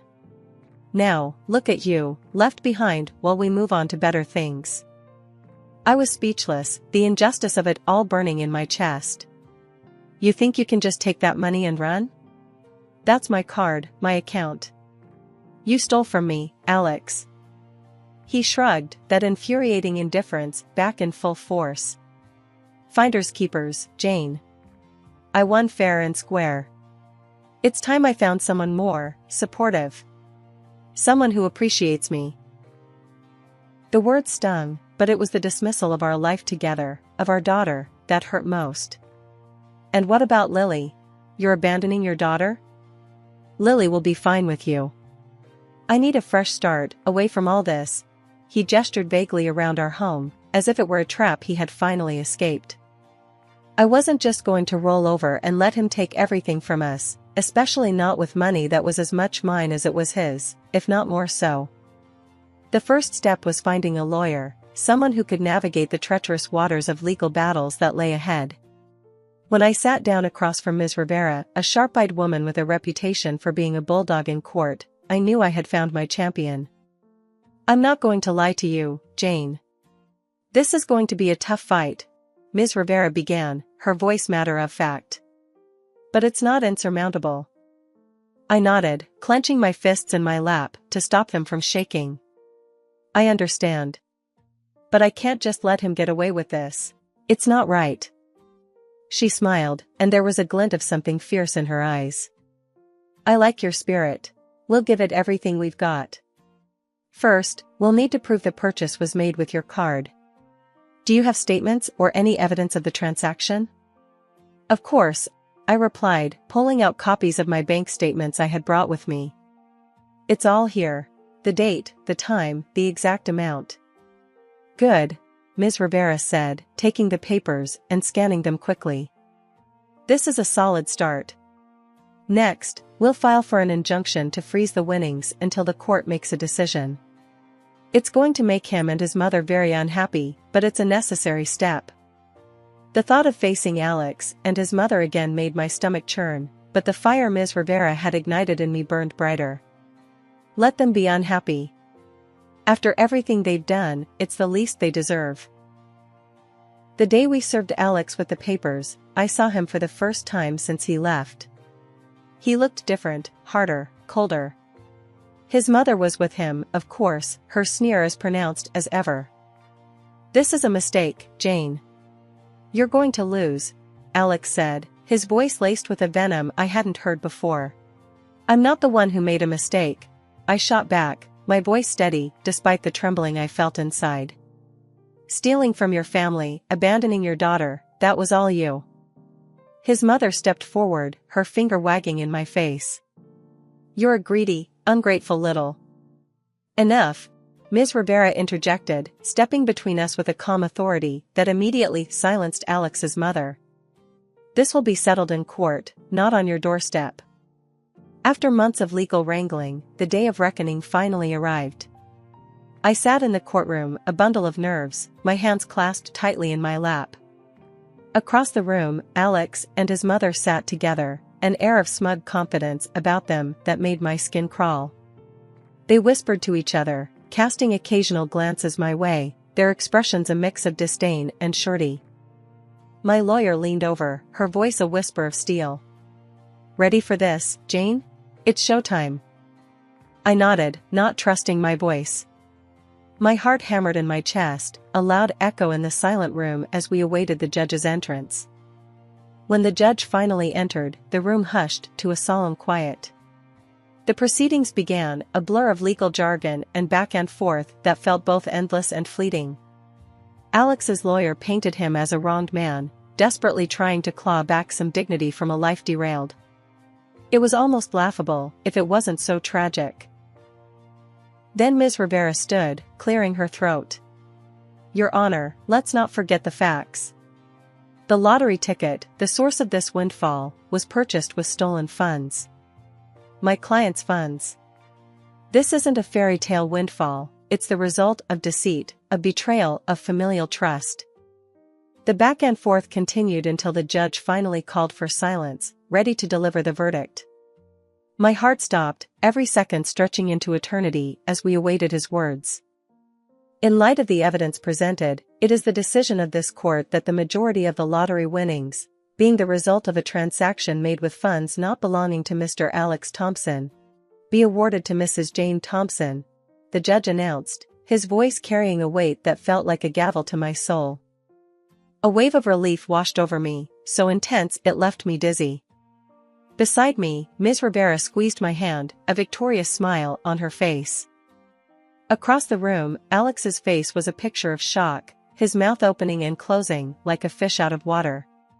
His mother's reaction was more vocal, a strangled gasp of indignation that echoed off the courtroom walls. "This is robbery. Pure and simple," she exclaimed, her voice shrill with disbelief. But her protests fell on deaf ears, the judge already moving on to finalize the proceedings. Months had rolled by since the dust settled on the courtroom floor, leaving me with a significant chunk of the winnings and a fresh start. I didn't waste any time wallowing in what could have been. Instead, I focused on the future, investing wisely in shares of a reputable company and securing a nest egg for Lily's education. She was going to have the opportunities one fought tooth and nail for, without the shadow of her father's mistakes looming over her. Alex and his mother? Well, their story took the kind of turn you'd expect when too much money meets too little sense. He bought himself an outrageously expensive car, flaunting it like a trophy. It was all "look at me" and "see how well I'm doing" whenever he got the chance. But the flash and dazzle couldn't mask the inevitable. His gambling, which started as a small-time hobby, spiraled out of control, swallowing every last penny of his windfall. Last I heard, he was drowning in debt, the fancy car long gone, and living off whatever his mother scraped together from her pension. Their grandiose dreams, deflated to the size of their cramped living quarters in his mother's old house, the two of them constantly at each other's throats. Alex never did get a job, pride and laziness anchoring him to his mother's couch as firmly as if he were cemented there. One afternoon, while Lily and I were at the park, enjoying the kind of peaceful, simple moment that had become our new normal, Sarah, my steadfast friend through thick and thin, sidled up beside me on the bench. "Jane, you heard about Alex?" she asked, a note of pity in her voice that I didn't need. I nodded, keeping my eyes on Lily as she laughed, swinging higher and higher. "Yeah, heard he's hit rock bottom." Sarah shook her head. "It's a damn shame, isn't it? All that money and nothing to show for it." I sighed, a small part of me still aching for the man I once loved, for the father Lily deserved but didn't have. "It is a shame, but we're moving on, Sarah. We're happy." Our conversation drifted to lighter topics, but as I sat there, basking in the late afternoon sun, my thoughts briefly wandered to Alex. I wondered if he ever thought about us, about the life he threw away for a shot at easy money. But then Lily called out, beckoning me to push her higher on the swing, and just like that, my fleeting curiosity about Alex's regrets vanished into the air.